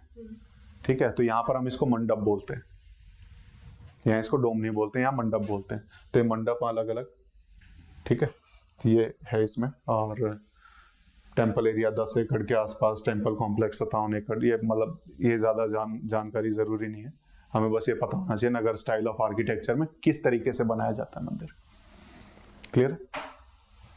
चलो अब बातें हम इंडिया बांग्लादेश के रिलेशंस पे। क्यों जरूरी है? क्योंकि न्यूज में क्या था, अभी रिसेंटली उनकी जो प्राइम मिनिस्टर है शेख हसीना, चौथी बार जीत के आई है। ठीक है, उनके जीतने से इंडिया को बड़ा फायदा हुआ। इंडिया के रिलेशन बांग्लादेश के साथ अच्छे होने की संभावनाएं हो जाती है, इसलिए हमारे लिए इंपॉर्टेंट हो जाता है। अब उनके जीतने से इंडिया को कैसे फायदा हो रहा है, थोड़ा सा इसके बारे में कहानी समझते हैं कि इंडिया और बांग्लादेश के रिलेशंस हैं कैसे। वो हमारे हिस्ट्री पर डिपेंड करते हैं। जब इंडिया आजाद हुआ उस टाइम पे पाकिस्तान को अलग किया गया था। उसी टाइम पर अगर हम देखें तो पाकिस्तान 2 हिस्सों में बटा हुआ था, एक वेस्ट पाकिस्तान, एक ईस्ट पाकिस्तान, जिसे हम आज बांग्लादेश के नाम से जानते हैं। वो दोनों पाकिस्तान का एरिया था। ठीक है, उस टाइम पर इन दोनों के बीच में कुछ ना कुछ चलता रहा। मतलब ईस्ट पाकिस्तान वाले सोच रहे थे कि वेस्ट पाकिस्तान वाले हमें कुछ समझते नहीं है। दोनों में कल्चरली बहुत डिफरेंस था। ये बंगाली स्पीकिंग थे, वो उर्दू स्पीकिंग थे, है ना। बहुत डिफरेंस इनमें कल्चर के हिसाब से था। ठीक है, जो भी पावर में आता वो हमेशा वेस्ट में ही रहा, ईस्ट में पावर आने ही नहीं दी।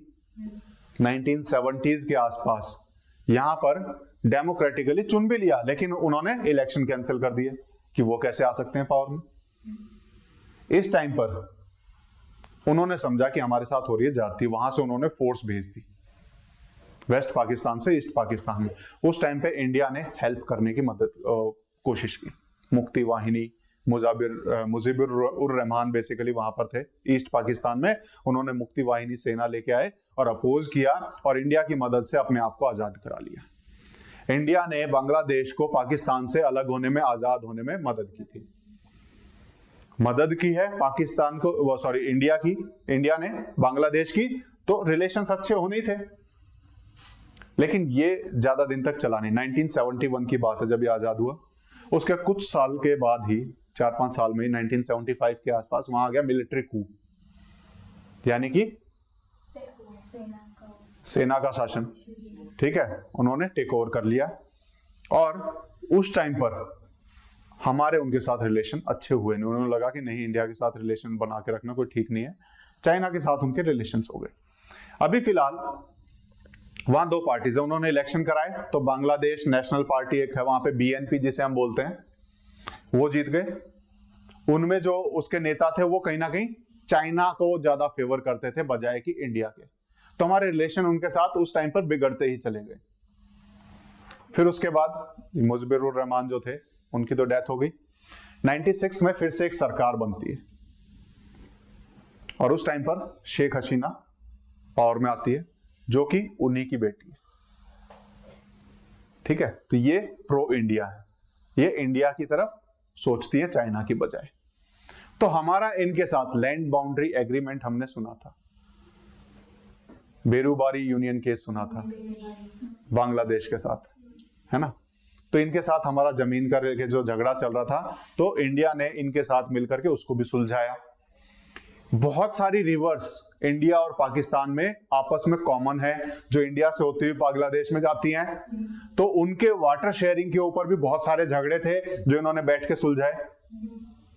तीस्ता रिवर वाटर डिस्प्यूट था, गंगा का था, उनके ऊपर इनके एग्रीमेंट हुए कि कैसे कैसे शेयरिंग होगी। तो कहीं ना कहीं हमारे रिलेशंस फिर से पीसफुल होने शुरू हो गए, और लास्ट 2 डिकेड्स में जब ये प्राइम मिनिस्टर रही हैं, हमारे रिलेशन सुधरे ही हैं बांग्लादेश के साथ। ठीक है, तो हिस्टोरिकली हमारे रिलेशन दोनों तरह के रहे हैं, लेकिन अभी फिलहाल देखें लास्ट 2 उसमें तो हमारे रिलेशंस उसके साथ अच्छे रहे हैं। इकोनॉमिक कोऑपरेशन में देखें तो इकोनॉमिक कोऑपरेशन में हमारा बांग्लादेश अगर हम देखें तो साउथ एशिया में लार्जेस्ट ट्रेडिंग पार्टनर है इंडिया का। हमारा लार्जेस्ट ट्रेडिंग पार्टनर कौन है साउथ एशिया में? बांग्लादेश है। और बांग्लादेश के हिसाब से देखें तो उसका second largest trading partner India है। तो इकोनॉमिकली दोनों एक दूसरे से बहुत अच्छे से बंधे हुए हैं। तो इकोनॉमिकल रिलेशंस हम देखें तो यहां से समझ में आता है कि बहुत अच्छे हैं, दोनों अच्छा ट्रेड कर रहे हैं आपस में। ठीक है, इंफ्रास्ट्रक्चर की बात करें, जब भी जरूरत होती है तो हमने लाइन ऑफ क्रेडिट बेसिकली एक वर्ड यूज करते हैं इकोनॉमिक्स में, या फिर हम इंटरनेशनल रिलेशंस में भी। लाइन ऑफ क्रेडिट होता है कि हम उधार का कुछ पैसा जो है अलग से रख देते हैं किसी देश के लिए। वो सॉफ्ट लोन होता है, बहुत कम इंटरेस्ट रेट पे और बहुत ही फ्लेक्सिबल टाइम के लिए हम उस लोन को उस कंट्री को देते हैं ताकि उसकी हेल्प हो सके। हमने 2010 के बाद से करीबन $7 billion line of credit Bangladesh को दिए हुए हैं। ठीक है, उसके साथ साथ लैंड बाउंड्री एग्रीमेंट हमारा जो 2015 में 100th कॉन्स्टिट्यूशनल अमेंडमेंट एक्ट के द्वारा हमने उसको सुलझाया। ठीक है, जिसको हम पढ़ेंगे जब हम पार्ट 1 पढ़ रहे होंगे हमारे पॉलिटी का। इंडिया बांग्लादेश ने अभी रिसेंटली एक रेल लिंक, जो अगर हम देखें बांग्लादेश में अगरतला से अखौरा, ये रेल लिंक बनाया है। ठीक है, क्यों? अगर हम इंडिया में लोकेशन देखें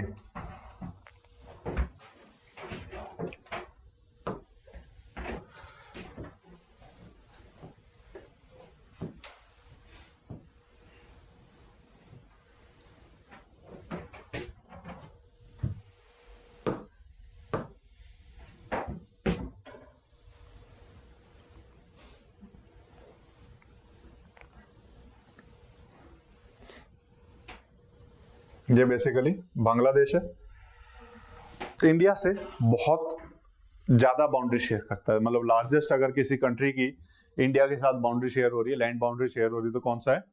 बांग्लादेश है। 4096.7 किलोमीटर है।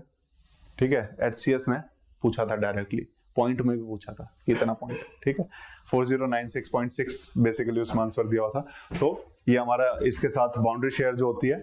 यहां पर अगर एक चीज समझो, इंडिया से ईस्ट इंडिया में जाने के लिए एक छोटा सा रास्ता बचता है, यहां पर नेपाल है। इंडिया से अगर ईस्ट इंडिया में जाना है तो हमारे पास सिर्फ ये एरिया है। इसको हम चिकन नेक कॉरिडोर भी बोलते हैं, सिलीगुड़ी कॉरिडोर भी बोल देते हैं। ये छोटा सा एरिया है। और ध्यान की बात अगर हम ध्यान से सुने, इसके ऊपर अगर चाइना का इन्फ्लुएंस बढ़ जाए, नेपाल के ऊपर चाइना का इन्फ्लुएंस बढ़ जाए, तो आराम से इस एरिया को कट ऑफ कर सकता है इंडिया से। और जो चाइना यहां पर अरुणाचल प्रदेश में बहुत सारे एरियाज को बोल रहा है कि ये तो हमारा एरिया है, तो इजीली क्लेम कर सकता है। अगर हम यहां से बिल्कुल कट ऑफ हो जाएं तो चाइना के लिए मुश्किल नहीं होगा उसको क्लेम कर पाना। तो हमारे लिए इनके साथ रिलेशन बनाए रखना उतना ही जरूरी है। उसके साथ साथ जरूरी है कि हम यहां से यहां जाने के लिए और भी रास्ते ढूंढें, चाहे वो यहां के रास्ते से हो। यहां पे भी अगर हम देखें तो हमारा इंडिया यहां तक है, डायरेक्ट इसमें टच नहीं हो रहा है, यहां पे भी बांग्लादेश ही है। तो बांग्लादेश के जरिए हम ईस्ट इंडिया से बहुत अच्छे से कनेक्ट हो सकते हैं, और उसी के लिए हम यहां पर रेल लिंक बना रहे हैं। उस रेल लिंक से हम डायरेक्ट पोर्ट पे आ सकते हैं। यहां एक पोर्ट है, यहां एक पोर्ट है, उस पोर्ट पे डायरेक्ट जा सकते हैं फिर, और वहां से फिर शिप के जरिए भी आ सकते हैं, या फिर ये रेल लिंक को और आगे एक्सटेंड करके डायरेक्ट भी कनेक्ट कर सकते हैं। तो इसीलिए ये रेल लिंक हमारे लिए जरूरी रहता है। एक सेकेंड,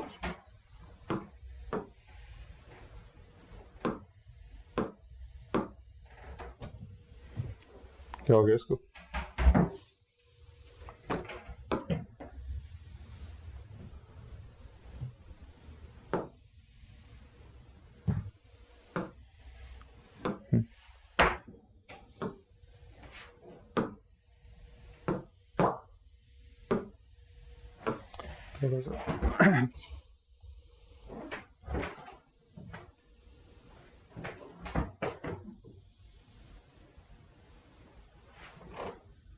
तो यहां पर जो 2-3 हमने इंफ्रास्ट्रक्चर बनाए हुए हैं उनके नाम बड़े जरूरी रहते हैं। 2-3 पोर्ट जो बांग्लादेश की मदद से जहां पर हम अपना सामान या फिर ईस्ट इंडिया से कनेक्ट हो जाते हैं, तो वो हमारे लिए बड़े जरूरी होते हैं। ठीक है,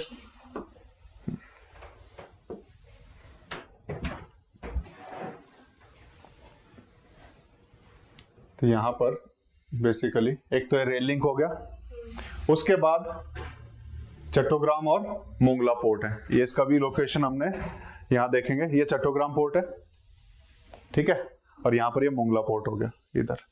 तो ये इंडिया से डायरेक्ट हम यहां पे भी हमें कुछ भी भेजना है ईस्ट इंडिया में, या ईस्ट इंडिया से डायरेक्ट लिंक बनाने हैं, तो हमारे लिए ये रास्ता बड़ा जरूरी हो जाता है। ठीक है, जो रास्ता 1500 किलोमीटर का हो जाता है, यहां से 500 किलोमीटर भी नहीं रहता। ठीक है, तो इसलिए ये हमारे लिए जरूरी आता है। फिर उसके बाद एक और पोर्ट है जो बांग्लादेश डेवलप कर रहा है, ठीक है, मातृबारी पोर्ट है बेसिकली, जो त्रिपुरा से 100 किलोमीटर दूरी है महज।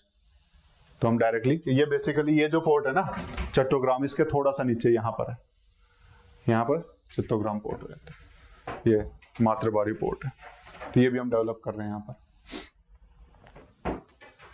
फिर उसके बाद एनर्जी के सेक्टर में भी हमारे उनके साथ रिलेशंस बड़े अच्छे हैं। ठीक है, हम यहां से बांग्लादेश को करीबन 2000 मेगावाट इलेक्ट्रिसिटी देते हैं उन्हें।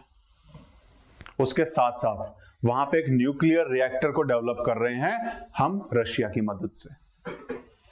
तो इंडिया, रशिया, बांग्लादेश मिलकर के रूपपुर न्यूक्लियर प्रोजेक्ट चला रहे हैं, ताकि एनर्जी में वो भी सेल्फ सफिशिएंट हो जाए। क्यों? स्टेबिलिटी बड़ी जरूरी है। नेबरहुड फर्स्ट पॉलिसी इंडिया अपनाता है। ठीक है, देन उसका डिफेंस में भी, क्योंकि लार्जेस्ट बॉर्डर अगर हम देखें शेयरिंग किसी के साथ है लैंड बॉर्डर, तो बांग्लादेश के साथ है। हमारे इतने सारे स्टेट उससे बाउंड्री शेयर करते हैं, आसाम, वेस्ट बंगाल, मिजोरम, मेघालय, त्रिपुरा। ठीक है, और इसके साथ जो हम ज्वाइंट एक्सरसाइजेस करते हैं बेसिकली संप्रीति और बोंगो सागर, ये हमारी ज्वाइंट एक्सरसाइजेस हैं। तो डिफेंस में भी हमारा कोऑपरेशन उनके साथ चलता है। उसके अलावा बहुत सारे मल्टीलैटरल इंस्टीट्यूशंस जो हैं उनमें हम साथ मेंबर हैं, सार्क के मेंबर हैं। ठीक है, देन उसके बाद बिम्स्टेक के हो गए, इंडियन ओशियन रिम एसोसिएशन के हो गए। इन सब में बांग्लादेश और इंडिया दोनों साथ बैठते हैं। तो यहाँ पर भी दोनों इनके मेंबर्स हैं, तो जहां साथ बैठकर नेगोशिएट करते हैं आपस में। ठीक, तो ये बेसिकली है। जब इतना पता है तो हमें कुछ पॉइंट्स वो भी पता होने चाहिए जो कहीं ना कहीं टेंशन वाले पॉइंट है इंडिया और बांग्लादेश में। टेंशन वाले पॉइंट कहाँ पर हैं? सबसे पहला कि बाउंड्री जो है वो इतनी टाइटली रेगुलेटेड नहीं है कि वहां पर सबका आना जाना रोका जा सके। वहां से ड्रग ट्रैफिकिंग बहुत होती है, ह्यूमन ट्रैफिकिंग बहुत होती है, और वहां से इलीगल माइग्रेंट्स बहुत आते हैं इंडिया में। ठीक है, तो उसके साथ क्या इशू है, उसके साथ साथ चाइना का भी इन्फ्लुएंस बहुत ज्यादा उधर बढ़ता हुआ हमें दिखाई दे रहा है, तो वो भी हमें टैकल करना है। ये कहीं ना कहीं कंसर्न है जो इंडिया और बांग्लादेश के बीच में, रिलेशंस के बीच में जो कंसर्न आते हैं, उसके साथ साथ हमने 2 बॉडीज के साथ तो एग्रीमेंट कर लिया, 2 रिवर बॉडीज के साथ, और भी बहुत सारी रिवर्स हैं जिनके पानी के शेयरिंग को लेकर दोनों के आपस में झगड़ा होता रहता है, तो उनको भी सुलझाने की जरूरत है। ठीक है, तो ये बेसिकली मेजर कंसर्न्स हैं जो हैं। तो इसके लिए करें क्या, अगर हमें इनके साथ और इससे सुधारना है तो क्या किया जाए? सबसे पहले तो एक ज्वाइंट टास्क फोर्स बनाओ कि कुछ बांग्लादेश से आएंगे, कुछ इंडिया से आएंगे, और दोनों मिलकर के नजर रखेंगे ड्रग स्मगलिंग पे और ह्यूमन ट्रैफिकिंग पे, ताकि इसको बेटर कंट्रोल किया जा सके। ठीक है, देन उसके साथ साथ हम इंटेलिजेंस शेयर करें आपस में, जो भी उनके पास इंटेलिजेंस रिपोर्ट आती है, हमारी जो आती है, ताकि जो भी हमारा इलीगल नेटवर्क्स जो दोनों देशों के बीच में है, जहां से ट्रेडिंग चलती है, उसको रोका जा सके। फिर हम टेक्नोलॉजी की मदद ले सकते हैं, एआई वगैरह की, जिससे हम बहुत अच्छे से बॉर्डर मैनेजमेंट कर पाए, उसको मॉनिटर कर पाए। तो टेक्नोलॉजी की मदद भी हम ले सकते हैं, और उसके साथ साथ हमें कनेक्टिविटी कॉरिडोर बनाने की जरूरत है, डिजिटल कनेक्टिविटी कॉरिडोर दोनों देशों के बीच में, जहां पर high speed internet connectivity, digital services होंगी। किस लिए? ताकि ट्रेड, कोलैबोरेशन और टेक्नोलॉजी एक्सचेंजेस के नए नए रास्ते खुल सकें, ताकि हम और ज्यादा ट्रेड में उनके साथ मिल पाए, कल्चरली हम कनेक्ट हो पाए। ठीक है, तो इंडिया बांग्लादेश के रिलेशंस थे, कर लोगे? ठीक है, ज्यादा हो गया? नहीं, करंट अफेयर तो वीकली करने पड़ेंगे, नहीं तो महीने के ज्यादा हो जाएंगे। ठीक है, चलो, और आज तो ज्यादा भी नहीं है, मेरे ख्याल 10-11 ही न्यूज होंगी, ज्यादा है नहीं। ठीक है, इतनी है। ठीक है, तो ज्यादा है नहीं, लेकिन इनका बैकग्राउंड जाने बिना अगर सीधा सीधा पढ़ा दो तो वो समझ में आएंगी नहीं कि चल क्या रहा है। ठीक है, अगली न्यूज है नैम समिट और India Uganda relations. Basically India Uganda relations हम ज्यादा पढ़ेंगे नहीं, नैम समिट हमें बेसिकली पढ़ना है यहाँ पर। नैम मैंने बताया था पिछले उसमें, नॉन अलाइंड मूवमेंट क्या था? ठीक है, जब इंडिया आजाद हुआ उस टाइम पे और भी बहुत सारे इंडिया जैसे कंट्रीज आजाद हो रही थी, न्यूली इंडिपेंडेंट कंट्रीज बहुत सारी बन रही थी, जो ग्लोबल साउथ की कंट्रीज जिसे बोला जाता है, थर्ड वर्ल्ड कंट्रीज जिसे बोला जाता है, यानी गरीब देश आजाद हो रहे थे उस टाइम पे। और उस टाइम पर 2 कंट्रीज थी जिनका बोलबाला चल रहा था, जो हर कंट्री को अपनी तरफ मिलाने की कोशिश कर रही थी। एक तरफ अमेरिका और एक तरफ यूएसएसआर, रशिया। ठीक है, उन दोनों में ना मिलते हुए 5 लीडर्स इकट्ठे हुए, बोले कि हम किसी के साथ नहीं जाएंगे, हम अपनी अलग ग्रुपिंग बना लेते हैं, जिसको हमने बोला नॉन अलाइंड मूवमेंट। इसीलिए हमने नॉन अलाइंड ग्रुप नाम नहीं रखा, क्योंकि हम ग्रुपिंग नहीं चाह रहे थे, हम आंदोलन चाह रहे थे कि हम इस तरह के बाइपोलर वर्ल्ड से बच सकें, जहां पर फिर से किसी न किसी तरीके से हमें उनकी बात माननी पड़े। तो इसीलिए हमने उसका नाम रखा नॉन अलाइंड मूवमेंट। तो 5 देश कौन कौन से थे? यूगोस्लाविया हो गया, इजिप्ट हो गया, इंडिया हो गया, इंडोनेशिया हो गया और घाना हो गया। इनके जो हेड थे वो आपस में मिले यूगोस्लाविया में, और उन्होंने बोला कि हम ये मूवमेंट चलाएंगे ताकि हम किसी भी एक तरफ ना जाएं। ठीक है, अब इसमें युगांडा कहां से आ गया बीच में? अभी रिसेंटली जो समिट हुई है, 19th समिट नैम की, वो युगांडा में हुई है। ठीक है, और इससे जो डिक्लेरेशन आए हैं, काम्पला डिक्लेरेशन, काम्पला बेसिकली क्या है, इसकी कैपिटल है युगांडा की। काम्पला डिक्लेरेशन में बोला वही जो घिसी पिटी बातें होती हैं हमेशा की तरह, कि इजराइल और गाजा का जो वार है उसे रोका जाए, वहां शांति स्थापित की जाए, हम उसकी निंदा करते हैं। ठीक है, वो सारी बातें यहाँ पर हुई, वही डिक्लेरेशन में इन्होंने बोला था। ठीक है, और ज्यादा कोई बड़ा डिक्लेरेशन था नहीं। अभी आज के टाइम पे अगर हम देखें, 1990s में जब डिसइंटीग्रेशन हुआ यूएसएसआर का, वर्ल्ड तो बाइपोलर रहा नहीं, फिर नॉन अलाइंड मूवमेंट का मतलब क्या रह गया? फिर क्या मतलब है? लेकिन जैसे जैसे टाइम बढ़ा चैलेंजेस डिफरेंट होते चले गए। अभी हमें environmental challenges, climate challenges, terrorism, ठीक है, इस तरह की और बहुत सारी बीमारियां आई जिससे टैकल एक साथ मिल करके किया जा सकता, कोई अकेला नहीं कर सकता। और यहां पर जो कंट्रीज हैं वो सब थर्ड वर्ल्ड की कंट्रीज हैं, ग्लोबल साउथ वाली कंट्रीज हैं, जो इकोनॉमिकली या तो डेवलप्ड हैं या अंडर डेवलप्ड हैं, या तो डेवलपिंग है या अंडर डेवलप्ड है। तो ये सब मिलकर के जब अपने इंटरेस्ट को सुरक्षित करने के लिए एक साथ ग्रुपिंग में आएंगे तो शायद अच्छे से उनको टैकल किया जा सकेगा। लेकिन सब थर्ड वर्ल्ड कंट्रीज हैं, इसीलिए आप नेम ग्रुपिंग को ज्यादा न्यूज में देखते नहीं हो। इसमें 120 मेंबर कंट्रीज हैं, G20 कंट्रीज जिसमें सिर्फ 20 हैं। जब उसकी प्रेसिडेंसी होती है पूरे वर्ल्ड में हल्ला होता है कि G20 मीटिंग हो रही है, सिर्फ 20 देश बैठते हैं। यहाँ 120 देश बैठते हैं तब न्यूज में नहीं आता कुछ भी। तो हम इंपॉर्टेंस देख सकते हैं कि किसका कितना है। ठीक है, अभी युगांडा से बेसिकली क्या था, जब यहां पर हुआ है तो उस टाइम पे जब ये समिट हो रहा था तो युगांडा के जो प्रेसिडेंट थे उन्होंने आकर के स्क्रीन पे सबके सामने माफी मांगी इंडियन से। 1970s में क्या हुआ था, इंडियंस वहां पर जो रह रहे थे युगांडा में, हुआ क्या था जब ब्रिटिश टाइम पे हो क्या रहा था कि जहां पर भी उनको डेवलप करना कुछ होता, रेल लाइन बिछानी या कोई भी इंफ्रास्ट्रक्चर डेवलप करना होता है, लेबर की जरूरत पड़ रही थी। तो इधर से लेबर उठा के वहां ले जाते थे, वहां से लेबर उठा के वहां ले जाते थे। ऐसा कर करके कुछ इंडियंस ऐसे थे जो युगांडा में बस गए थे और धीरे धीरे वहां पर वो इतने पावरफुल हो गए थे कि बड़े बड़े जो अगर हम देखें टॉप इन्फ्लुएंसर्स में वो इंडियंस थे उस टाइम पर। 1970s की बात अगर हम करें तो इंडियंस मतलब बहुत बड़े नामों में से, जो वहां पर जो लोग रह रहे थे, बहुत जो रिच वाले थे, उनमें से इंडियंस बहुत ज्यादा थे। और वहां पर 1970s में जब तख्ता पलट हुआ, वहां पे भी जो नए जो वहां पे सेना के जो चीफ आए, उन्होंने बोला कि नहीं, वो थोड़ा सा नेशनलिस्ट ज्यादा थे कि नहीं, हमारे देश में हमारे देश के लोग ही रहेंगे। और वहां से कुछ दिन का टाइम दिया कि जिससे भागा जाता है भाग लो, फिर हम छोड़ेंगे नहीं। तो इंडियंस को वहां से भागना पड़ा और जिसकी वजह से जो डेवलपमेंट वहां पर इंडियंस कर रहे थे उनका डेवलपमेंट भी रुका।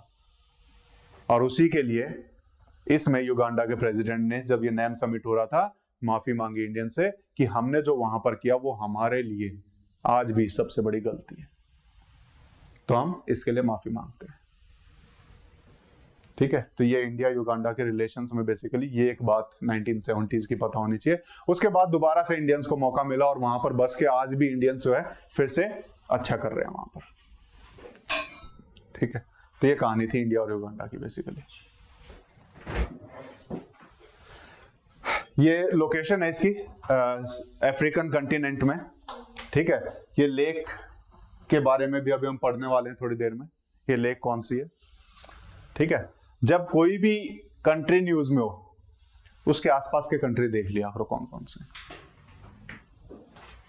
ठीक है, जरूरी हो जाता है उसके आसपास के। तो साउथ सूडान हो गया, इधर से आप केन्या देखोगे, ठीक है, इधर तंजानिया देखोगे, इधर कोंगो देखोगे और इधर रवांडा देखोगे। ठीक है, तो न्यूज में कई बार पूछ लेते हैं, वैसे बहुत ज्यादा न्यूज में नहीं था तो इसके पूछे जाने की संभावना उतनी कम है, लेकिन धीरे धीरे जब एक एक कंट्री को देखोगे तो अपने आप मैप दिमाग में बैठना शुरू हो जाएगा। ठीक है, अभी हम इस लेक के बारे में पढ़ने वाले हैं, लेक विक्टोरिया, थोड़ी देर बाद। उससे पहले एम्पेम्बा इफेक्ट क्या होता है, ये भी न्यूज में था। क्या होता है एम्पेम्बा इफेक्ट? है कोई साइंस वाला जिसने साइंस से पढ़ी हो?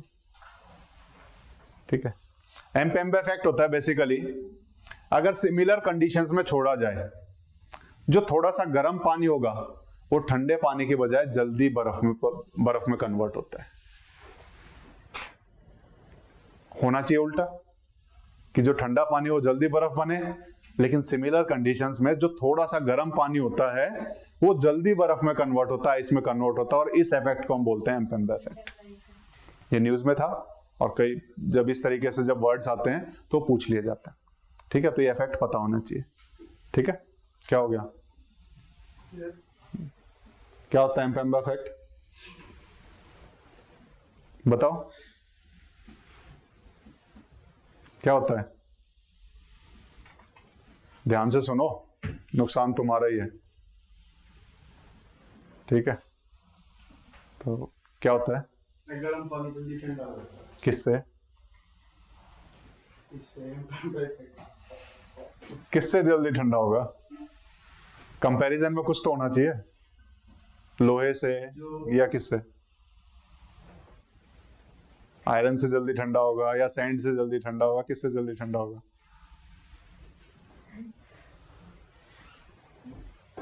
इसीलिए ध्यान से सुनना जरूरी है। गर्म पानी ठंडे पानी से जल्दी बर्फ में कन्वर्ट होगा, ठीक है? ये होता है एम्पेम्बा इफेक्ट, ठीक है? नेक्स्ट है वाइल्ड लाइफ लाइसेंसिंग रूल्स, और ये बहुत इंपॉर्टेंट हो जाते हैं प्रीलिम्स के हिसाब से भी, मेंस के हिसाब से भी, क्योंकि अभी रिसेंट जो एग्जामिनेशंस का ट्रेंड है वो एनवायरनमेंट और क्लाइमेट की तरफ ज्यादा क्वेश्चंस पूछ रहे हैं, ठीक है?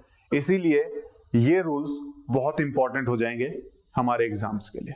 जब भी इस तरह के एनवायरमेंटल लॉज में कोई चेंज होते हैं, उसके एग्जाम में आने की प्रोबेबिलिटी उतनी ही ज्यादा बढ़ जाती है। तो इसीलिए इसको स्टार मार्क करके, इसको तो चाहे जितनी बार रिपीट करोगे उतना ज्यादा अच्छा है। तो वाइल्ड लाइफ लाइसेंसिंग रूल्स में चेंज हुआ है। बेसिकली इससे पहले भी कुछ चेंजेस हुए थे हमारे यहां पर। वाइल्ड लाइफ जो रूल्स हैं वो वाइल्ड लाइफ प्रोटेक्शन एक्ट है बेसिकली हमारा 1984 में है, कहीं पे 1972, वाइल्ड लाइफ प्रोटेक्शन एक्ट 1972। इसके आधार पर हमने जितने भी फ्लोरा एंड फौना है हमारे यहां पर, जितनी भी स्पीसीज हैं या प्लांट्स हैं, प्लांट्स और एनिमल्स की जो स्पीसीज हैं, उनको हमने अलग अलग शेड्यूल्स में डिवाइड किया हुआ है, depending on the varying protection they require, कि उनको कितने प्रोटेक्शन की जरूरत है, उस हिसाब से हमने उसको अलग अलग शेड्यूल्स में कन्वर्ट किया हुआ है। पहले ये 6 शेड्यूल्स थे, जिसमें 1 को सबसे ज्यादा प्रोटेक्शन मिली हुई थी, 2 को उससे कम, 3 को उससे कम, इस टाइप से था, और 6 जो है प्लांट स्पीसीज के लिए था स्पेसिफिकली। लेकिन 2020 में हमने इसको अमेंड किया और उन 6 शेड्यूल्स को कन्वर्ट करके 4 में कन्वर्ट कर दिया। तो अब 4 शेड्यूल्स हैं, ठीक है? ये क्यों किया? क्योंकि साइट्स एक बॉडी है बेसिकली, साइट्स के अपने रूल्स हैं प्रोटेक्ट करने के, उसके साथ कंफर्म करने के लिए, ताकि हम उनसे सिमिलर रूल्स बना सकें। उनका एक अपेंडिक्स है, उस अपेंडिक्स में कुछ स्पीसीज को दिया गया है कि इनको भी अलग से प्रोटेक्शन की जरूरत है। उसको इंक्लूड करने के लिए हमने 2020 में इसको अमेंड किया था और 6 शेड्यूल्स को कन्वर्ट करके 4 में कन्वर्ट कर दिया था, जिसमें शेड्यूल 1 जिसको सबसे ज्यादा प्रोटेक्शन की जरूरत है, शेड्यूल 2 जिसको से थोड़ा सा कम प्रोटेक्शन की जरूरत है, शेड्यूल 3 प्लांट्स के लिए है, जो उस टाइम पे शेड्यूल 6 था उसको शेड्यूल 3 में कर दिया, और शेड्यूल 4 जो साइट्स का जो अपेंडिक्स है, जहां पर अलग से प्रोटेक्शन चाहिए कुछ स्पीसीज को, उसको हमने शेड्यूल 4 में डाल दिया। तो अभी फिलहाल 4 शेड्यूल्स हमारे पास। लाइसेंसिंग रूल क्या कहता है? पहले क्या होता था कि जो शेड्यूल 1 और शेड्यूल 2 के जो स्पीसीज हैं, अगर आपको उनमें ट्रेड करना है, उनको खरीदना बेचना है, उन एनिमल्स को उनको इधर से उधर लेके जाना है, उसके लिए सेंट्रल गवर्नमेंट से लाइसेंस चाहिए होता है। उसके लिए परमिशन सिर्फ और सिर्फ सेंट्रल गवर्नमेंट दे सकती थी, लेकिन इन्होंने उसको थोड़ा सा रूल को चेंज किया। बोले शेड्यूल 1 को तो ज्यादा प्रोटेक्शन चाहिए, ठीक है, लेकिन शेड्यूल 1 को हम थोड़ा सा डीरेगुलेट करते हैं, और वहां पर अगर आपको ट्रेड करना हो, उनको इधर से उधर ट्रांसपोर्ट करना हो, तो लाइसेंसिंग की इतनी ज्यादा जरूरत हमसे नहीं है। उसके लिए आप नीचे भी हमारा चीफ वाइल्ड लाइफ वार्डन होता है, उससे परमिशन ले सकते हो। तो सेंट्रल गवर्नमेंट ने जो लाइसेंसिंग का जो प्रोसीजर था उसको थोड़ा सा आसान बना दिया शेड्यूल 2 की स्पीसीज के लिए। ये चेंजेस इस रूल में हुए, जो हमने अभी रिसेंटली रूल्स देखे 2024 के, ठीक है? तो क्या है इसमें? यहां पर licence for trading can be granted without any consultation और approval from the central government which was required earlier. पहले जरूरत होती थी, अब नहीं है। शेड्यूल 1 में अब भी सेंट्रल गवर्नमेंट से परमिशन लेनी पड़ती है। क्लियर है? तो ये चेंजेस हुए हैं इसमें। ये पहले ये 4 हैं टोटल जो हमारे हैं। अब उसके बाद आता है lake Victoria restoration. Basically lake Victoria के बारे में है, ये लेक है, इसको बेसिकली जब देख रहा था तो कई जगह पे इसको लिख रहे हैं कि this is the second largest fresh water lake of the world, लेकिन जब मैं बाकी जगह पे देख रहा था तो दूसरी लेक का नाम आ रहा था। ठीक है, तो इसीलिए मैंने इस चीज को मेंशन नहीं किया है कि सेकंड लार्जेस्ट है या नहीं, क्योंकि वो थोड़ा सा कंफ्यूजिंग सा हो रहा था। कई जगह पे कुछ दे रहे थे, कई जगह पे कुछ दे रहे थे। ठीक है, लेकिन largest fresh water lake world की कौन सी है वो पता होना चाहिए। कौन सी है? इंडिया की नहीं, वर्ल्ड की। Lake Baikal, BAIKAL, lake Baikal. जब हम करेंगे लेक्स को तब करेंगे, या फिर वर्ल्ड मैपिंग जब हम करेंगे तब उस टाइम पे हम इस चीज को देखेंगे। अभी सिर्फ इतना ध्यान रखो कि लेक बैकाल जो है लार्जेस्ट फ्रेश वाटर लेक है। सरफेस एरिया के हिसाब से लेक सुपीरियर लार्जेस्ट हो जाती है। ठीक है, तो ये थोड़ा सा आइडिया होना चाहिए। यहां पर लेक विक्टोरिया इसलिए इंपॉर्टेंट हो जाती है, जो वर्ल्ड की जो लार्जेस्ट रिवर है in terms of length, river Nile, नील नदी जिसे हम बोलते हैं, रिवर नाइल इसी लेक विक्टोरिया से निकलती है। ठीक है, ये लेक विक्टोरिया कौन कौन से कंट्रीज में है ये हमारे लिए इंपॉर्टेंट है। ठीक है, तो कौन कौन से कंट्रीज हैं? युगांडा, तंजानिया और केन्या। अभी हम बोल रहे थे युगांडा में, अब इस लेक को पढ़ेंगे। ठीक है ना, तो 3 कंट्रीज है जिसमें लेक है, युगांडा, तंजानिया और केन्या। ठीक है,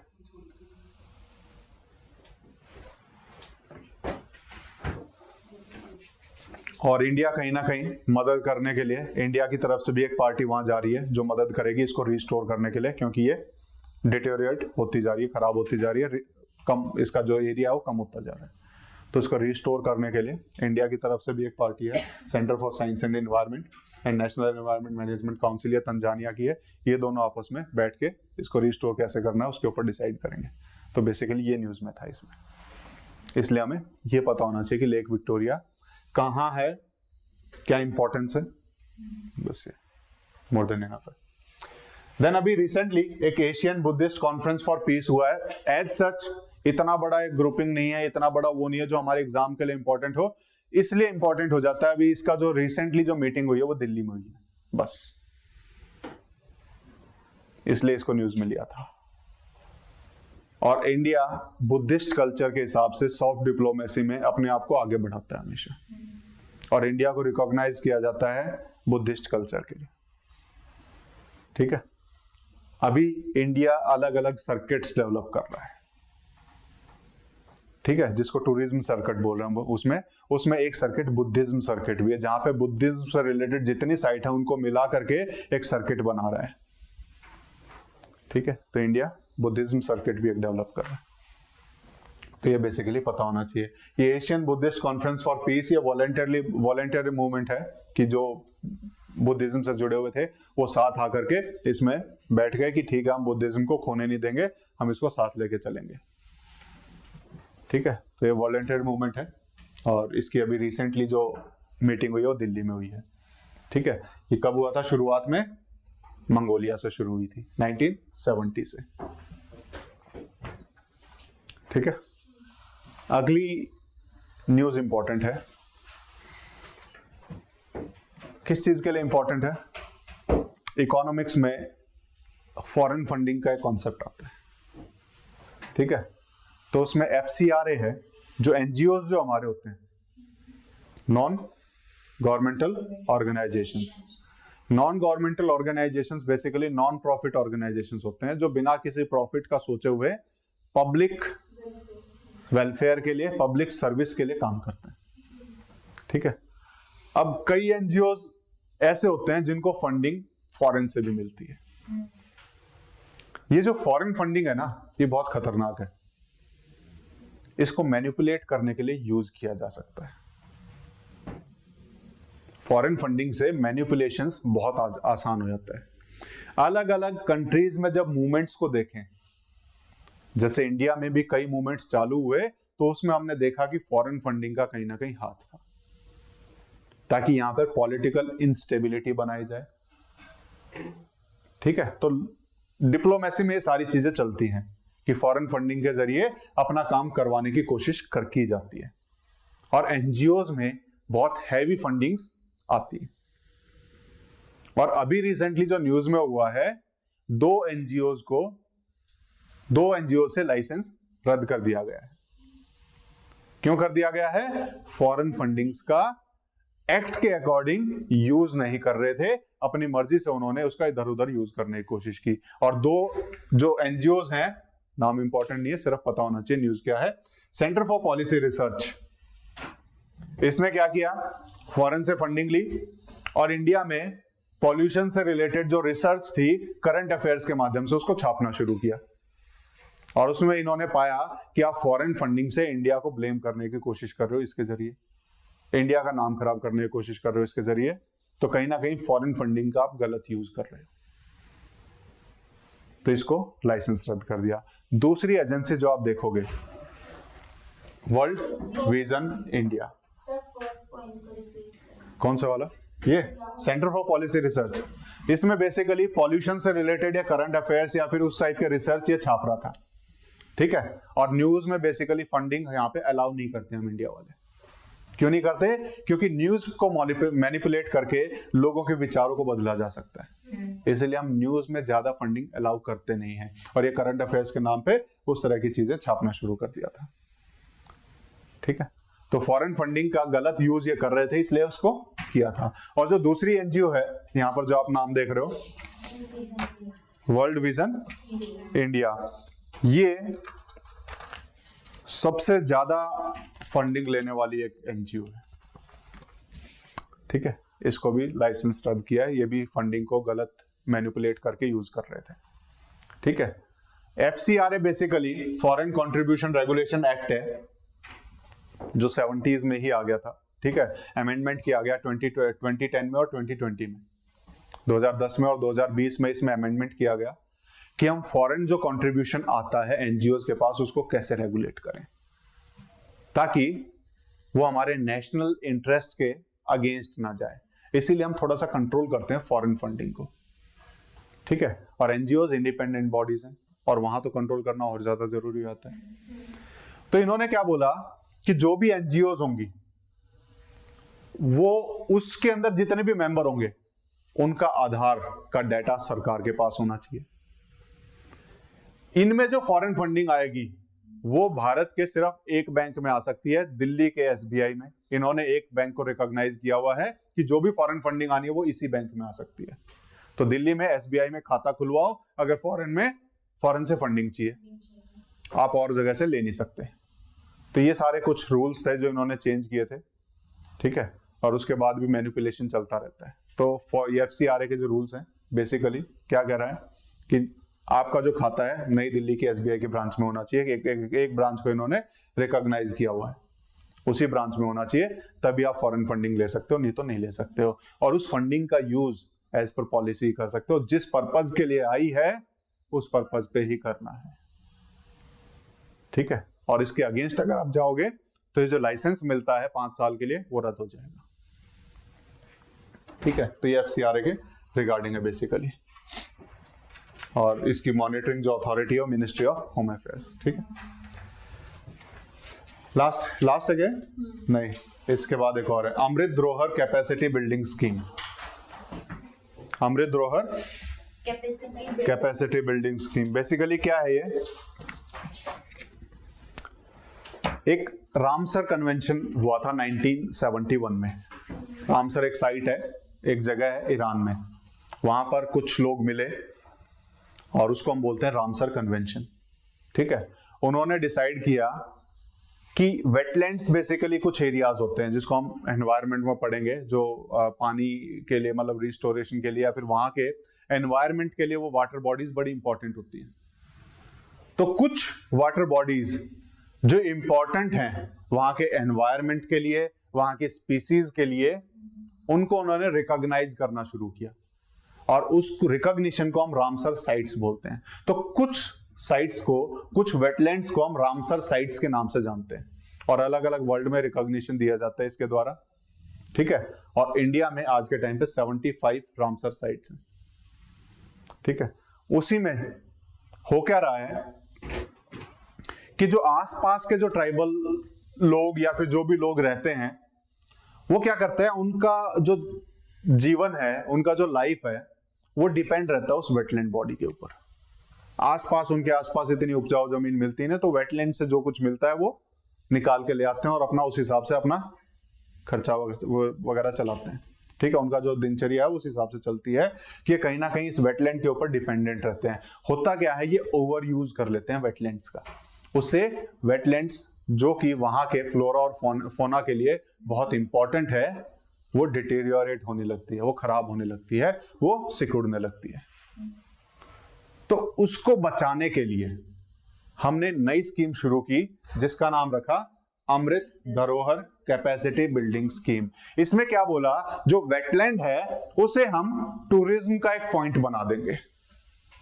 हम उसको इतना डेवलप करेंगे कि वहां पर टूरिज्म घूमने आएंगे, और जब जहां पे भी टूरिज्म बढ़ते हैं तो वहां के लोगों को एम्प्लॉयमेंट वहां मिलती है। तो उनको वेटलैंड के ऊपर डिपेंडेंट नहीं रहना पड़ेगा अपने एम्प्लॉयमेंट के लिए, उनको एम्प्लॉयमेंट के दूसरे जरिए मिल जाएंगे और अपना अच्छा देखभाल रख पाएंगे। इसकी वजह से दो फायदे होंगे, एक तो आसपास के लोगों को एम्प्लॉयमेंट मिल रहा है और हम उस वेटलैंड को भी और ज्यादा अच्छे से देखभाल कर पाएंगे। उसके लिए हमने क्या स्कीम निकाली है, अमृत धरोहर कैपेसिटी बिल्डिंग स्कीम, ठीक है। तो रामसर साइट क्या होती है बता दिया मैंने। यूनेस्को बेसिकली रामसर कन्वेंशन कराया था 1971 में। उसके बाद से जो इंपॉर्टेंट वेटलैंड्स हैं, जो एनवायरमेंटली बहुत इंपॉर्टेंट हो जाते हैं, उनको हम रिकॉग्निशन देते हैं एज रामसर साइट्स। क्लियर है। लास्ट है जीआई टैग्स। जीआई टैग्स बहुत बड़ा टॉपिक हो जाता है, क्योंकि जीआई टैग्स हैं क्या बेसिकली,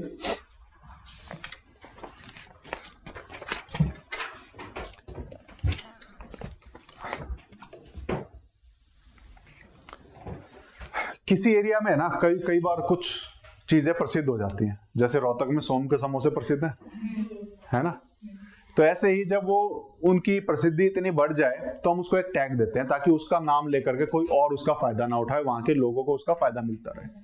जैसे बासमती राइस, आसाम की चाय, दार्जिलिंग चाय, ठीक है, बंगाल का रसगुल्ला, ठीक है। ये ऐसे नाम है जो हम बहुत दूर दूर तक सुनते हैं।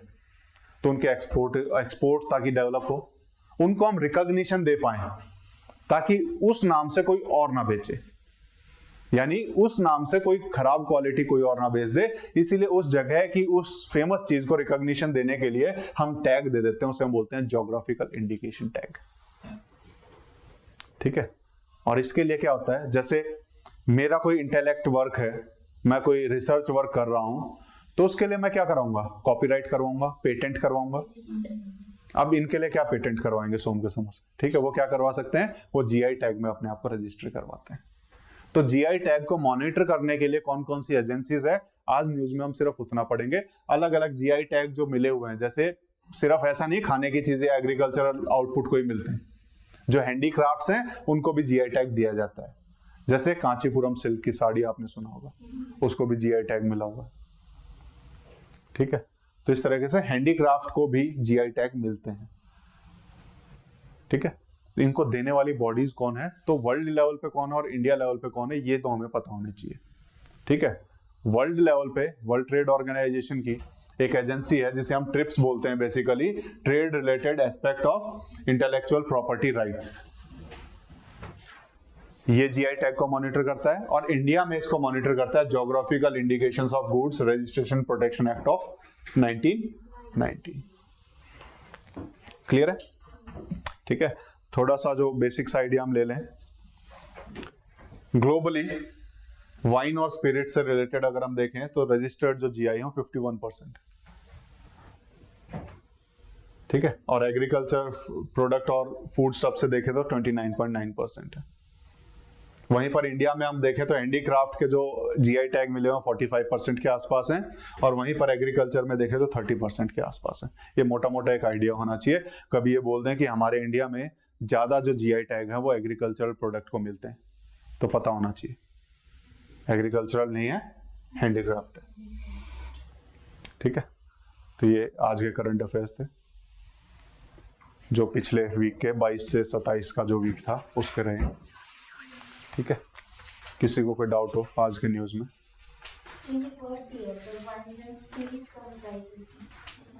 Wines and spirits basically alcohol और इन सब में जो मिलते हैं, बेसिकली अलग अलग लोगों ने अलग अलग वाइन को स्पिरिट बेसिकली वही अल्कोहल ही है।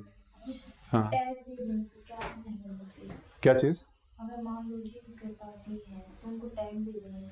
अब जैसे मान लो मुझे यहाँ पर चाय चाहिए, कोई भी यहाँ पर लोकल मैन्युफैक्चरर है, वो अपनी चाय को दार्जिलिंग चाय के नाम से बेच रहा है। ठीक है, जब टैग मिल जाएगा तो उस नाम से कोई और बेच नहीं पाएगा उसको, तो हमें ओरिजिनल और डुप्लीकेट में पता रहेगा। तो भारत का नाम वर्ल्ड में खराब नहीं होगा उन चीजों को लेके। भारत में पता चला बाहर कोई बोल रहा है मुझे दार्जिलिंग चाय पीनी है, और यहाँ से पता चला रोहतक से विजय टी वाला उस दार्जिलिंग चाय को बना के बेच रहा है तो कम से कम पता रहेगा कि हाँ ये टैग है, इसको मिला हुआ, तो ये वहीं से आई होगी, तो ओरिजिनलिटी उसकी बनी रहती है, तो उसकी इंपॉर्टेंस उतनी बढ़ जाती है। ठीक है, एक्सपोर्ट में हम उतना ही ज्यादा अच्छा कर पाएंगे। जो ये ऐसी चीजें होती हैं, सर कहते हैं कि जो स्पेलिंग होती है उसमें जैसे एक्लियर्स की टॉपिक में कहते हैं जो ई है वैसा ही कोई और कॉपी करके अपनी स्पेलिंग में नहीं डाल सकता, वो भी ये जीआई टैग का ही पार्ट होता है? नहीं, जीआई टैग नहीं है, उसको बेसिकली हम बोलते हैं ट्रेडिंग राइट्स बोल देते हैं बेसिकली। एक तरीके से अगर हम देखें तो हमने उसको रजिस्टर करवा लिया होता है नाम को, सेम नाम को सेम फॉन्ट को कॉपी नहीं कर सकते। तो वो उन्हें उनकी प्रसिद्धि की बेस पे मिलता है या फिर वो खुद से रजिस्टर कराना पड़ता है। हाँ, जैसे हमने अगर हम इसको देखें जीनियस है, इसको हम रजिस्टर कराएंगे तो इस नाम को फिर कोई और नहीं यूज कर पाएगा। ठीक है, उसी के साथ साथ फिर लोगों को अलग से रजिस्टर करवाना पड़ता है। ठीक है, तो ये रजिस्ट्रेशन होते हैं, तो ये होता है। ठीक है, और कोई क्वेश्चन समझ में आ रहा है? क्वेश्चन होता है हाँ इससे अलग। हाँ बताओ। जो आपने लास्ट क्वेश्चन किया था उसमें जैसे जो अलग अलग वर्ड्स है, सॉवरेनिटी है, तो ऐसे वर्ड जैसे प्रीएम्बल है, कॉन्स्टिट्यूशन है, हमारे कंट्री का नेम, कहीं पे भी अगर हम इन्हें यूज करते हैं फर्स्ट लेटर हमेशा हमारा कैपिटल ही रहेगा। कॉन्स्टिट्यूशन एज सच नहीं यूज करना है, नहीं। आप कॉन्स्टिट्यूशन को स्मॉल में यूज कर सकते हो, प्रीएम्बल को भी स्मॉल में यूज कर सकते हो। प्रीएम्बल एज सच कोई नाम नहीं है। जैसे बुक्स में भी दिया हुआ देखो ऐसा होता है, जैसे मैं बोलूं कि प्रीएम्बल टू द बुक, तो कॉमन हो गया। ठीक है, लेकिन अगर मैं प्रीएम्बल किसी स्पेसिफिक चीज की बात कर रहा हूं तो वहां कैपिटल लेटर आ जाएगा। जैसे हम यहां पर प्रीएम्बल को बोल रहे हैं तो ये स्पेसिफिक है कि हमारे कॉन्स्टिट्यूशन का जो प्रीएम्बल है, इसलिए वहां कैपिटल वर्ड यूज होता है, इसलिए हम उसको कैपिटल वर्ड में यूज करते हैं।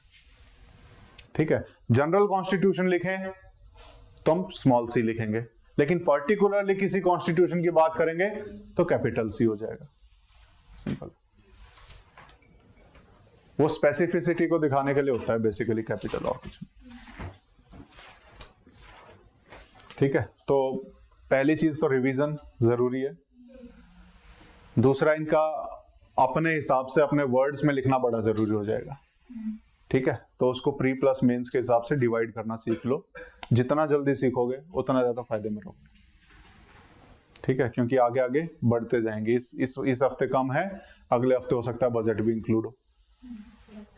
ठीक है ना, हालांकि बजट हमने एज सच कवर नहीं किया है, ना तो पॉलिटी में ही ना इकोनॉमिक्स में ही, तो कोशिश करेंगे कि उसको उसी टाइम पे करें। ठीक है, कि ताकि थोड़ा सा आइडिया हो हमें कि बजट होता क्या है, तभी हम उसको समझ पाएंगे। ठीक है, तो और कोई डाउट हो तो पूछ लो। रिवीजन कौन कौन कर रहा है, कौन कौन नहीं कर रहा है? हाँ में उठा रहे हो, ना में? हाँ में। ठीक है, आप कर रहे हो? दोनों नहीं कर रहे? रिवीजन बहुत जरूरी है। अगर रिवीजन नहीं करोगे तो उतना ही पीछे रह जाओगे। ठीक है, दोबारा उन चीजों को रिवाइज करने का टाइम बहुत कम मिलेगा। तो जब बना रहे हो तो उसी टाइम पे अपने शॉर्ट नोट्स भी बनाते चलो साथ के साथ। ताकि रिवीजन में आपको पूरा दोबारा से ना पढ़ना पड़े। उसी चैप्टर को बार बार पढ़ना बड़ा मुश्किल हो जाएगा, लेकिन उसके नोट्स आप पढ़ सकते हो। ठीक है, कोशिश करो, और जितने क्वेश्चन सॉल्व करोगे उतना ज्यादा इजी होगा उन चीजों को समझना।